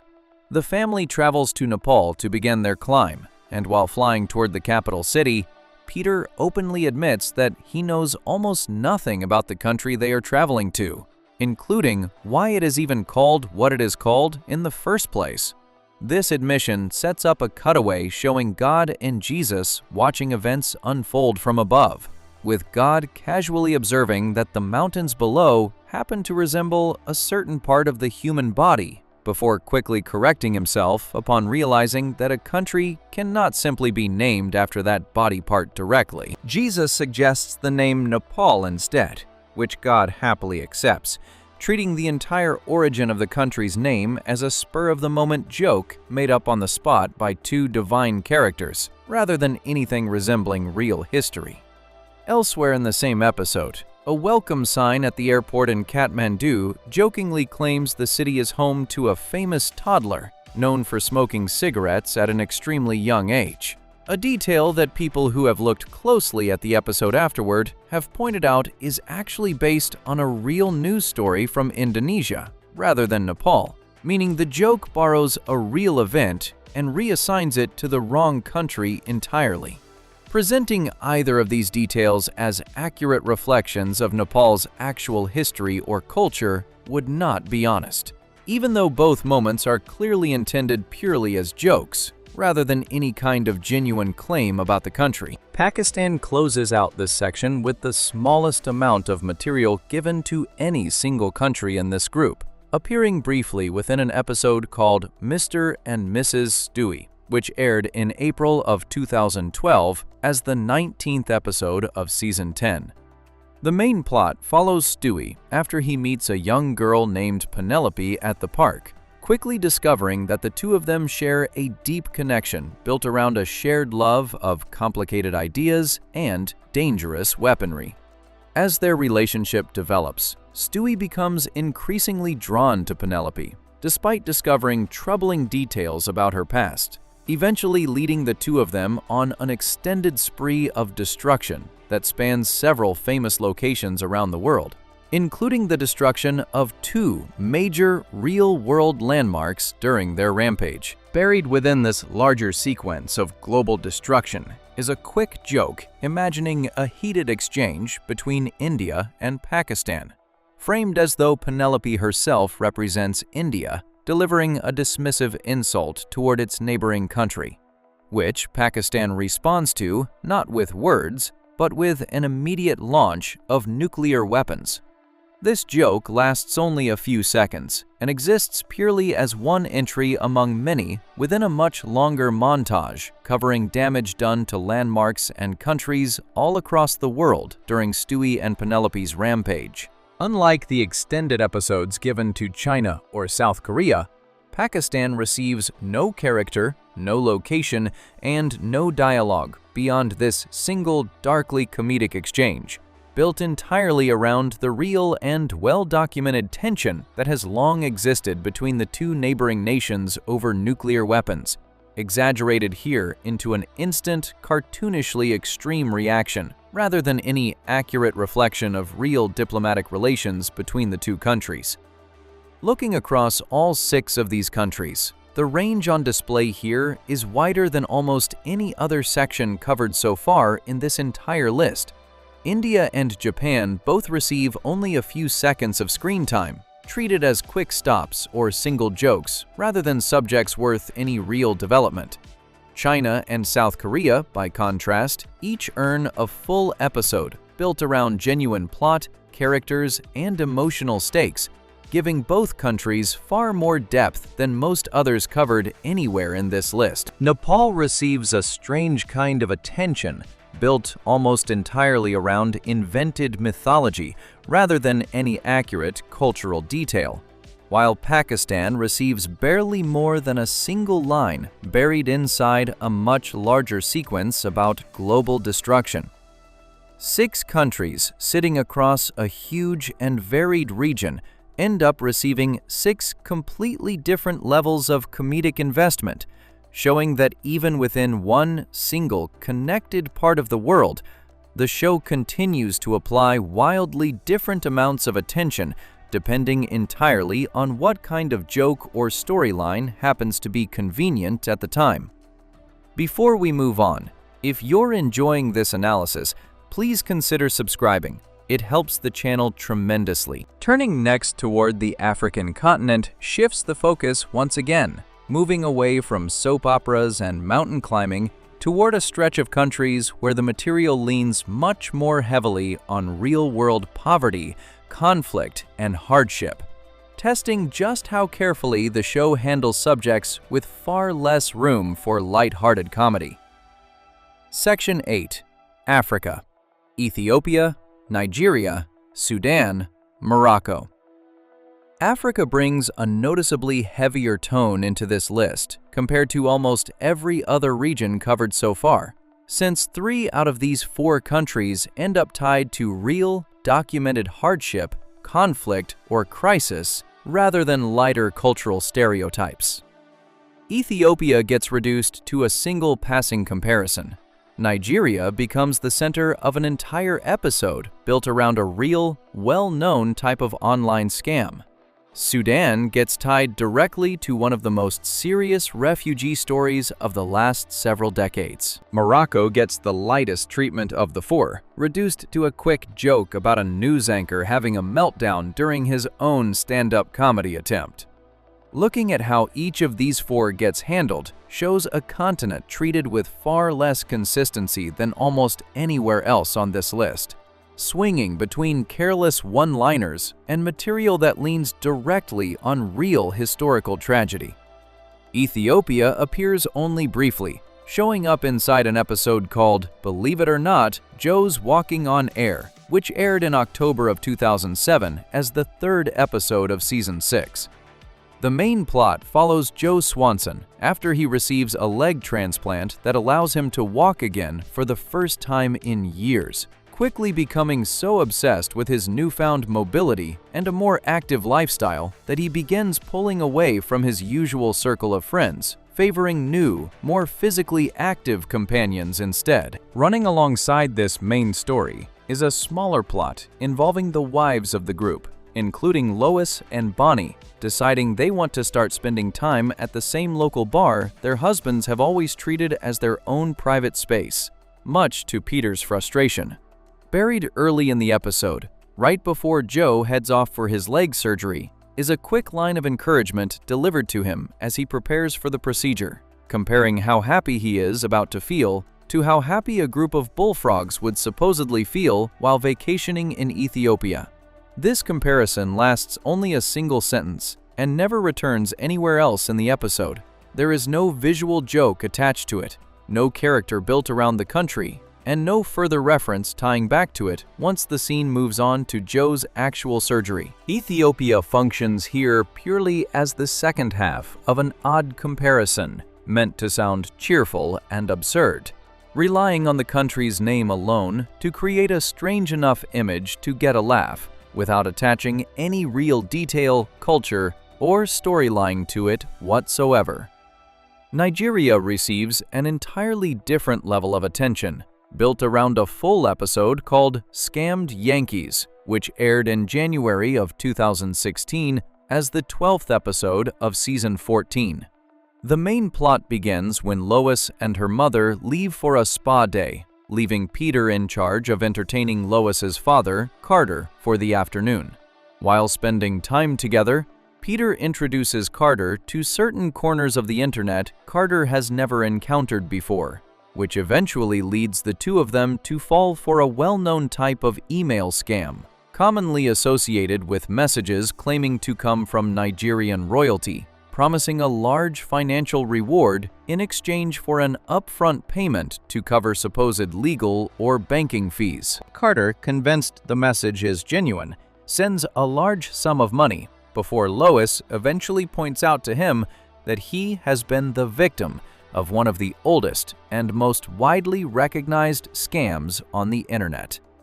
Furious about losing his money, Carter drags Peter along with him on a trip to Africa, determined to track down whoever was responsible and get his money back by any means necessary.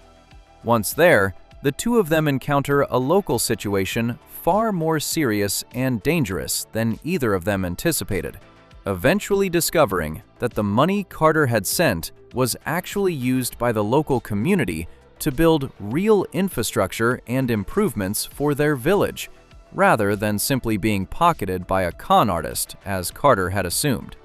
Rather than accepting that outcome, Carter reacts with anger and takes drastic, extreme action in response, escalating the situation far beyond anything reasonable given the circumstances. This entire storyline received significant criticism after it aired, with many viewers and critics pointing out that the episode leaned on exaggerated and largely negative portrayals of poverty and conflict connected to the region, treating serious real-world issues as a backdrop for comedy in a way that many felt crossed a line even by the show's usual standards.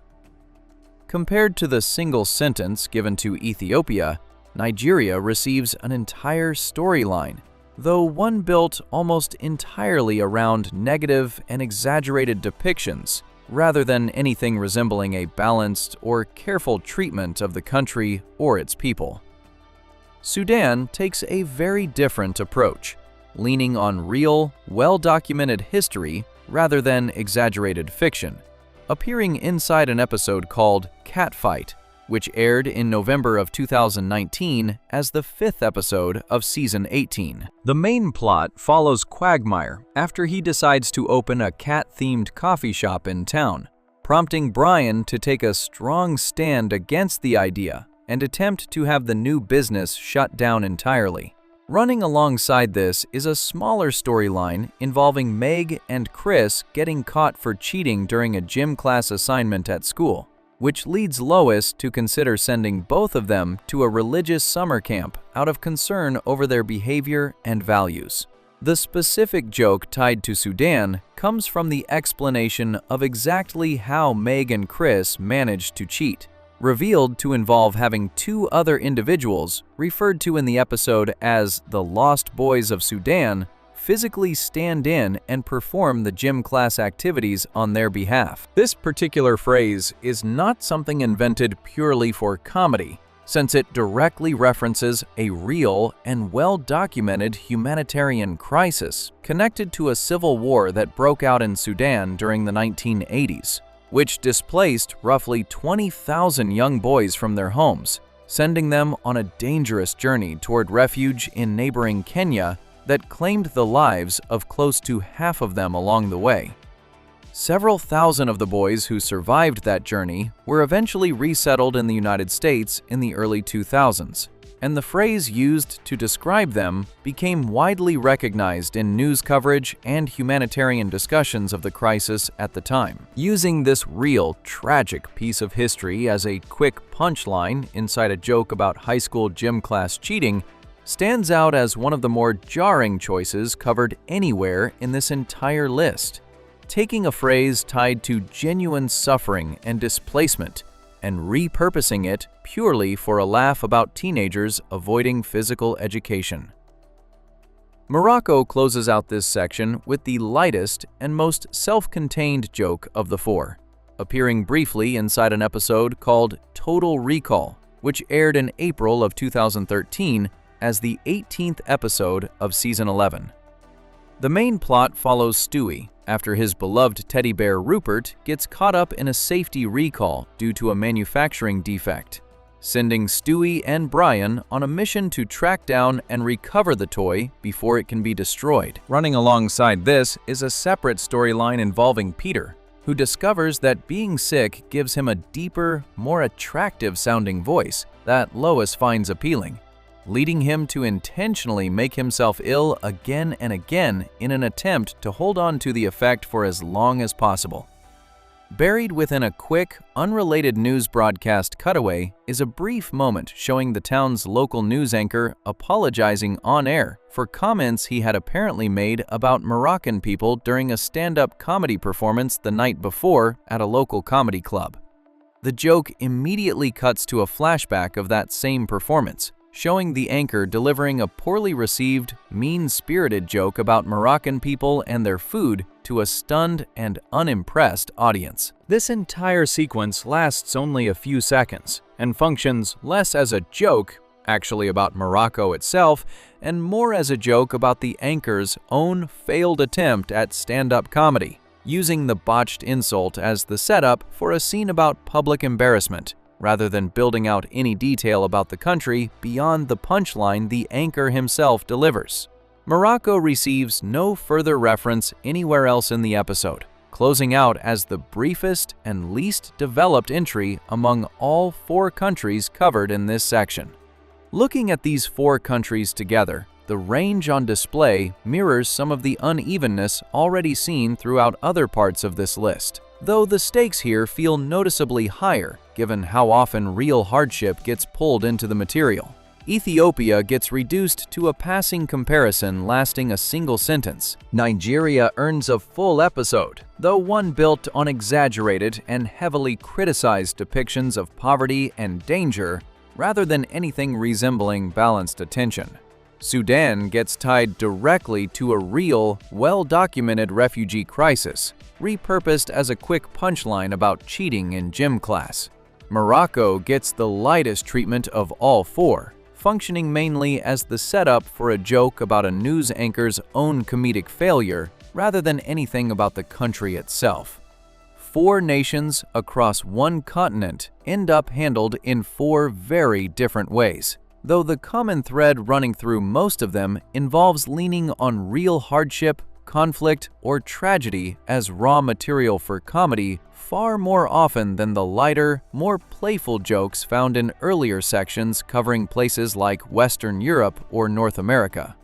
Before we move on, if you're enjoying this analysis, please consider subscribing. It helps the channel tremendously. Shifting away from the African continent and out toward the islands and coastlines of the Pacific brings a noticeably different kind of material back into focus, trading real-world conflict and crisis for a stretch of countries where geography, distance, and unfamiliar wildlife become the main source of the jokes instead. Section 9. Oceania and the Pacific, Australia, Fiji, Vietnam. This part of the world brings together three countries that could not be more different in how they get treated, even though all three end up connected by distance and by how briefly each one actually appears on screen.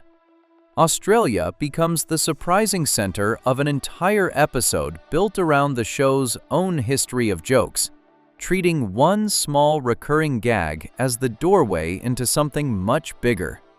Fiji gets reduced to a single passing line delivered inside one of the strangest episode formats the show has ever attempted. Vietnam gets tied to one of the darkest and most mean-spirited jokes covered anywhere in this entire list. Built directly around a real war memorial, and real grieving veterans. 3 countries, 3 completely different tones. And looking at each one shows just how far apart the lightest and heaviest material in this list can actually stretch. Australia takes center stage in an episode called Cutaway Land, which aired in November of 2020 as the 4th episode of Season 19. The premise of this episode is unusual compared to almost everything else covered in this whole list, since it does not build a new joke about Australia so much as it repurposes an old one that had already existed inside the show for years. The main plot follows Peter and Lois after a frustrating day at the beach with their kids, followed by an equally frustrating attempt to find a private moment together once they get back home. Fed up with constantly being interrupted, the two of them accidentally speak the exact same line of dialogue at the exact same time. A moment the show has always used in the past to trigger one of its trademark cutaway jokes. This particular shared line happens to be the setup for a running gag the show had used many times before, involving an Australian man walking into a store to buy a suit.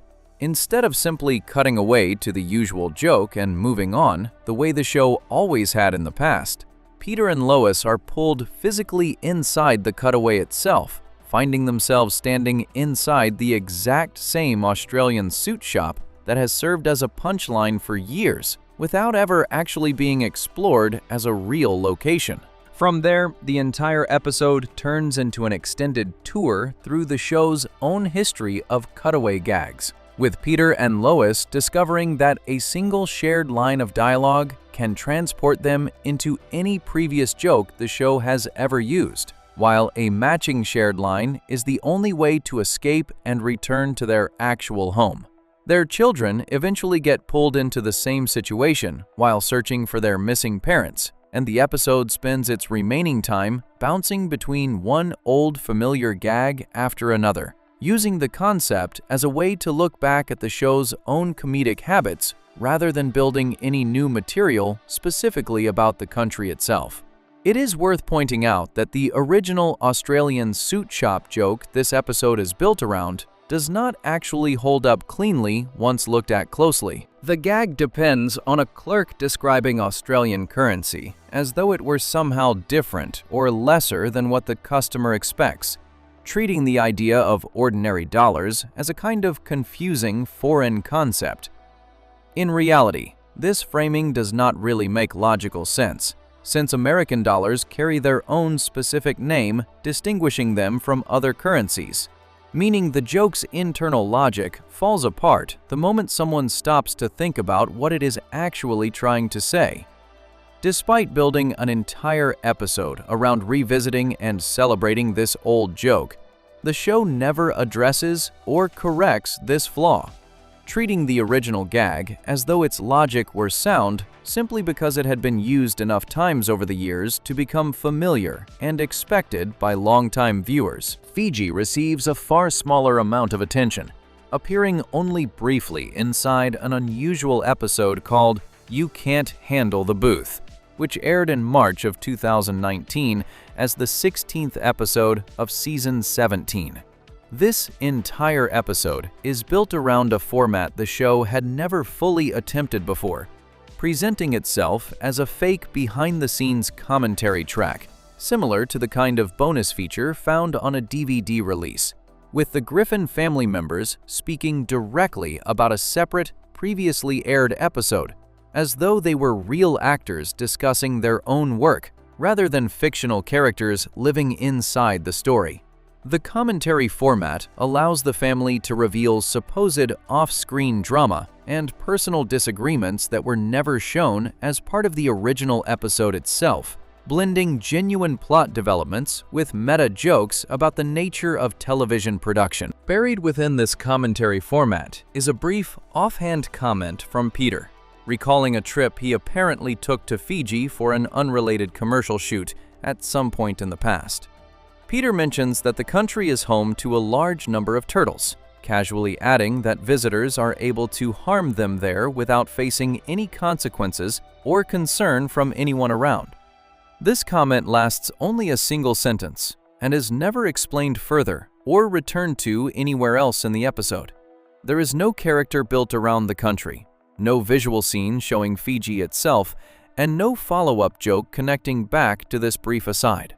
Much like several other quick, single-line references covered throughout this list, Fiji functions here purely as a passing detail meant to add a strange, memorable image to Peter's dialogue, relying entirely on the country's name and a single joke about wildlife to create its punchline, rather than any deeper attempt at describing the actual place. Vietnam closes out this section with by far the darkest and most pointed material of the three, appearing inside an episode called The Splendid Source, which aired in May of 2010 as the 19th episode of Season 8.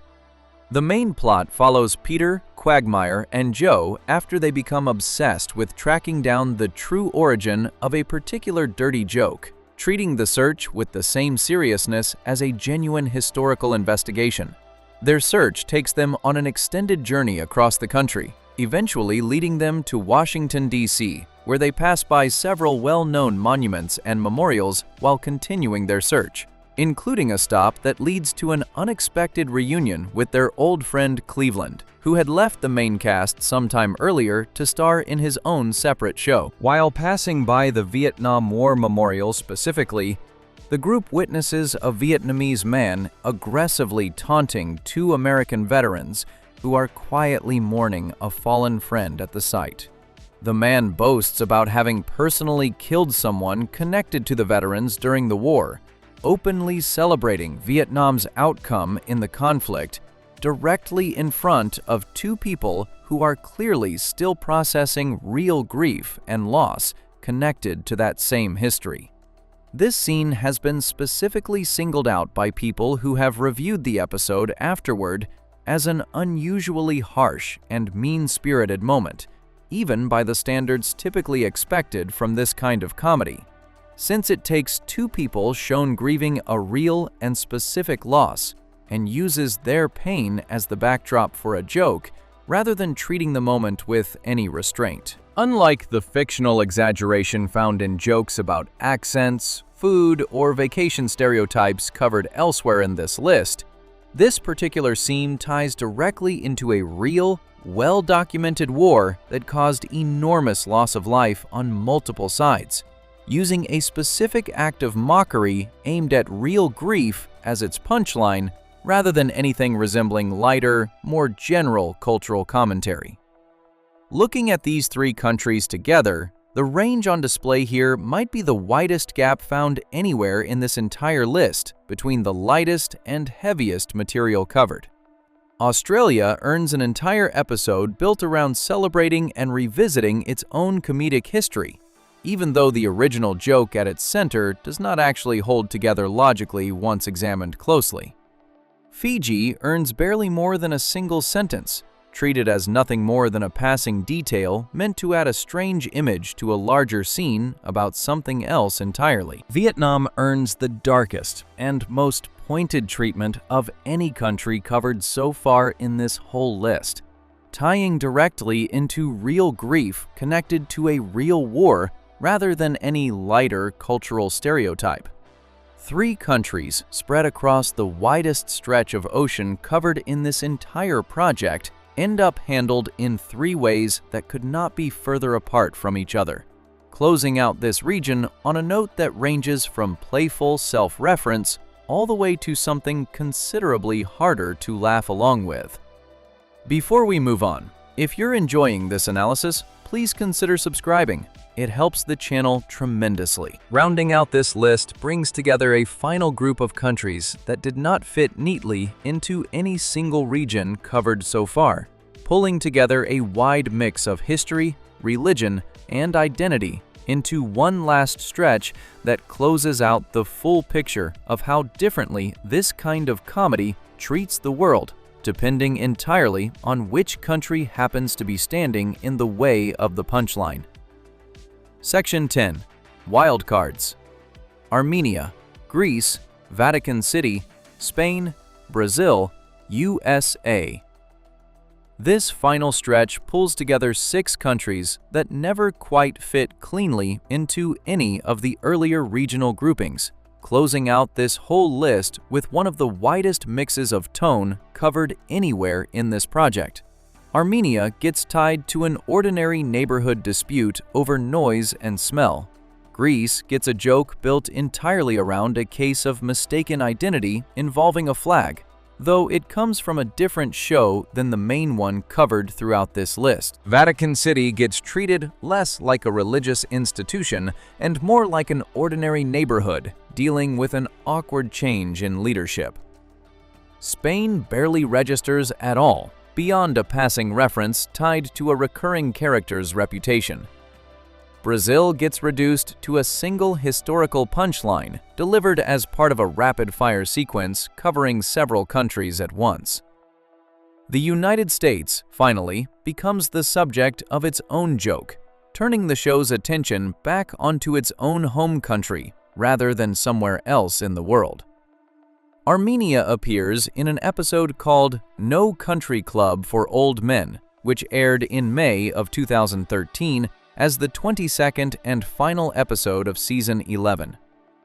The main plot follows the Griffin family after Chris begins dating the daughter of the wealthiest family in Rhode Island, leading the family to receive an invitation to join a prestigious country club they would never normally have access to. Once inside this new social circle, Peter causes a series of problems that eventually get his father-in-law, Carter, thrown out of the same club he has belonged to for years, creating tension between Peter and the rest of Lois's family throughout the episode.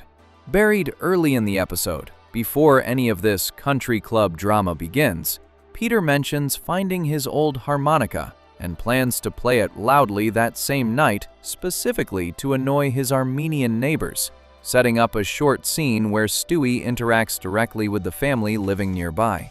The Armenian neighbor offers Stewie unfamiliar food wrapped in unusual-looking leaves, while Stewie separately complains about being kept awake by loud, late-night celebrations connected to a soccer match happening back in the neighbor's home country, along with an overwhelmingly strong scent of cologne that Stewie claims he can smell from 2 houses away. This entire sequence plays out as a fairly ordinary joke about noisy, unfamiliar neighbors, rather than anything built around a specific piece of Armenian history or culture, leaning on food, celebration, and strong cologne as its 3 main details, rather than developing anything deeper about the country itself. Critics who reviewed the episode at the time pointed out that this particular joke felt especially recycled, noting that the same setup could have easily been swapped for almost any other nationality without needing to change much of the actual content. Greece takes a different path entirely, and it requires an important clarification before going any further. The clearest Greece reference does not actually come from Family Guy itself, but from its spin-off series, The Cleveland Show, specifically an episode called The Wide World of Cleveland Show, which aired in January of 2013 as the 8th episode of Season 4. This episode follows the Brown-Tubbs family as they travel to a series of different countries, with each stop built around a short, self-contained segment poking fun at whatever country the family happens to be visiting at that moment. Similar in structure to a travel anthology rather than a single connected story. During the Greece segment specifically, Cleveland mistakenly believes that the rainbow-colored flag associated with the LGBT community is actually the official national flag of Greece, treating the mix-up as a simple, honest mistake, rather than any kind of deliberate joke about the country's culture or history. This particular gag is worth including here because it is short, memorable, and distinct enough that it continues to circulate in online compilations covering countries mocked across the broader Family Guy universe, even though it technically belongs to a separate, related show rather than the flagship series itself. Presenting this as an actual Family Guy joke without acknowledging that distinction would not be accurate. Even though the 2 shows share the same creative team, many of the same voice actors, and a very similar comedic style throughout their entire run. Vatican City receives a much gentler and more mundane treatment, appearing inside an episode called Big Fat, which aired in April of 2013 as the 17th episode of Season 11.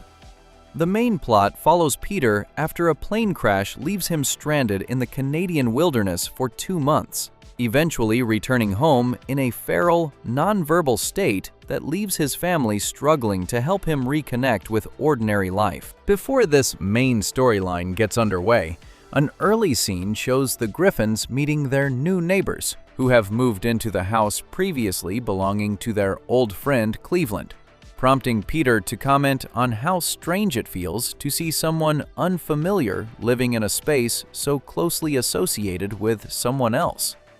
Peter compares this uncomfortable feeling directly to the experience of a new pope moving into the Vatican, which sets up a brief cutaway showing a newly appointed pope dealing with a small, distinctly ordinary household annoyance, complaining that he is still receiving magazine subscriptions addressed to a previous pope from many years earlier. After sorting through the unwanted subscriptions, the new pope decides to keep only one publication aimed at younger readers, treating the entire situation with the same mild irritation anyone might feel after moving into a new home and inheriting the previous resident's unwanted mail. This joke works by taking one of the most significant religious positions in the world and reducing it down to the exact same small, relatable inconvenience anyone might experience after a move. Rather than making any statement about religion, the Vatican as an institution, or Vatican City as a country in its own right. Spain receives the smallest amount of material out of any country covered in this entire section, appearing only as a background detail inside an episode called Peter's Got Woods, which aired in September of 2005 as the 11th episode of Season 4.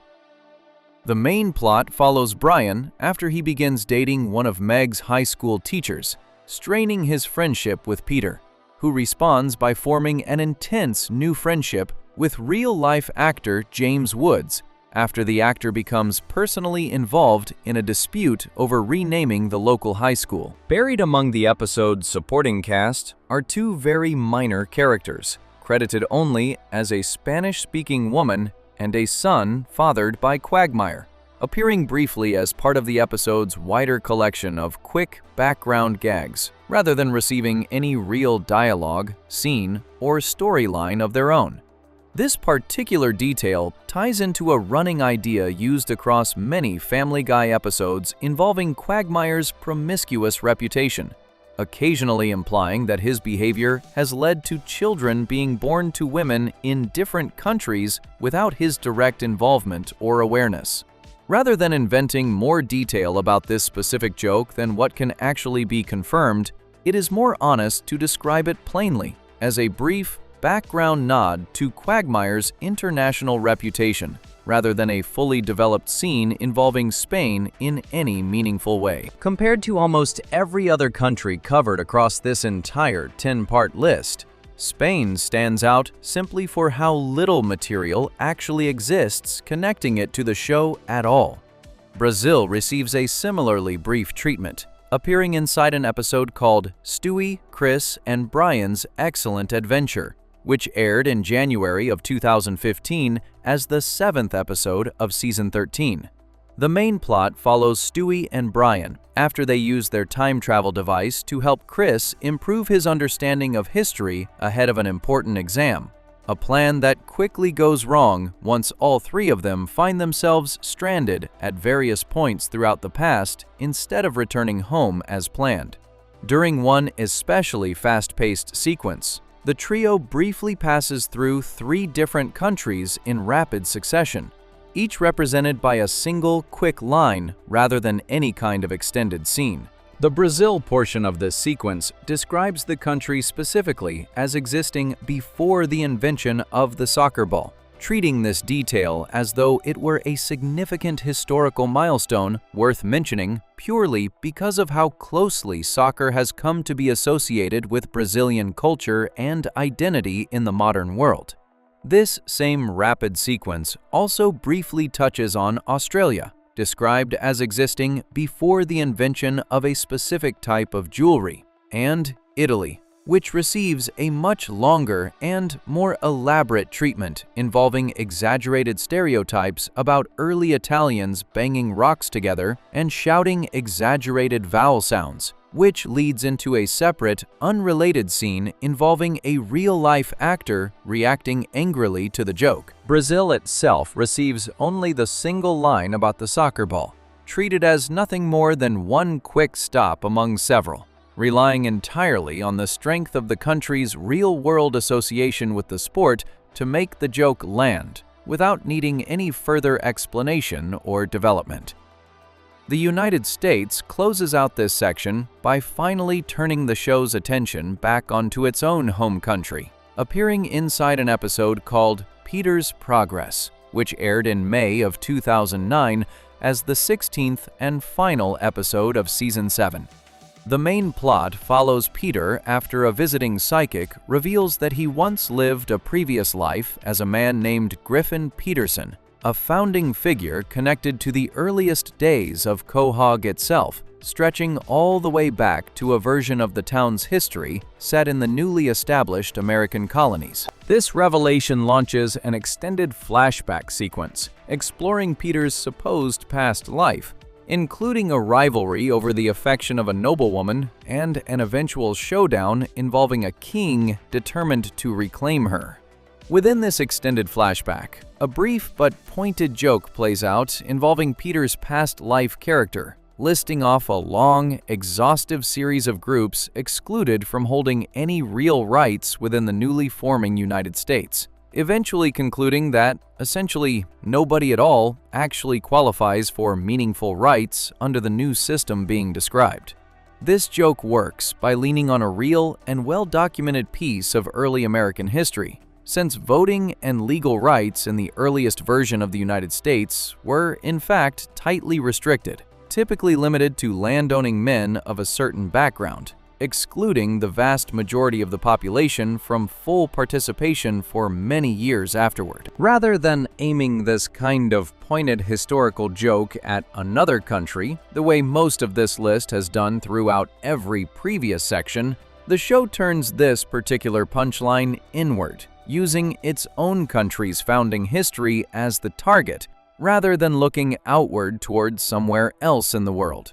Taken together, these final 6 countries close out this whole project on a note defined more by unevenness than any single unifying theme. Armenia gets a fairly ordinary joke about noisy neighbors. Greece gets a memorable but technically separate joke belonging to a spin-off rather than the main show. Vatican City gets treated with unexpected gentleness, turning a major religious position into a joke about nothing more serious than unwanted mail. Spain barely registers as more than a passing background detail. Brazil gets reduced to a single historical one-liner about a sport. The United States finally becomes the one country in this entire list where the show turns its own comedic tools back onto itself, using real documented history to make a genuinely pointed joke about its own nation's complicated founding rather than reaching outward towards somewhere else on the map. Looking back across all 10 sections covered in this entire list, one pattern stands out above everything else. The amount of attention, care, and actual research behind any single country's portrayal has very little to do with the country itself, and almost everything to do with whatever story happened to need a punchline at that particular moment. Some countries earned entire episodes built around real history and genuine emotional stakes. Others were reduced to a single word, a single prop, or a single mistaken assumption, gone within a few seconds and never mentioned again. Whether that inconsistency reflects laziness, convenience, or simply the nature of a show built around quick jokes rather than careful research, is something every viewer will likely judge differently. But the pattern itself holds true from the very first country covered all the way through to the very last. If you enjoyed this video essay, make sure to subscribe and I'll see you in the next one.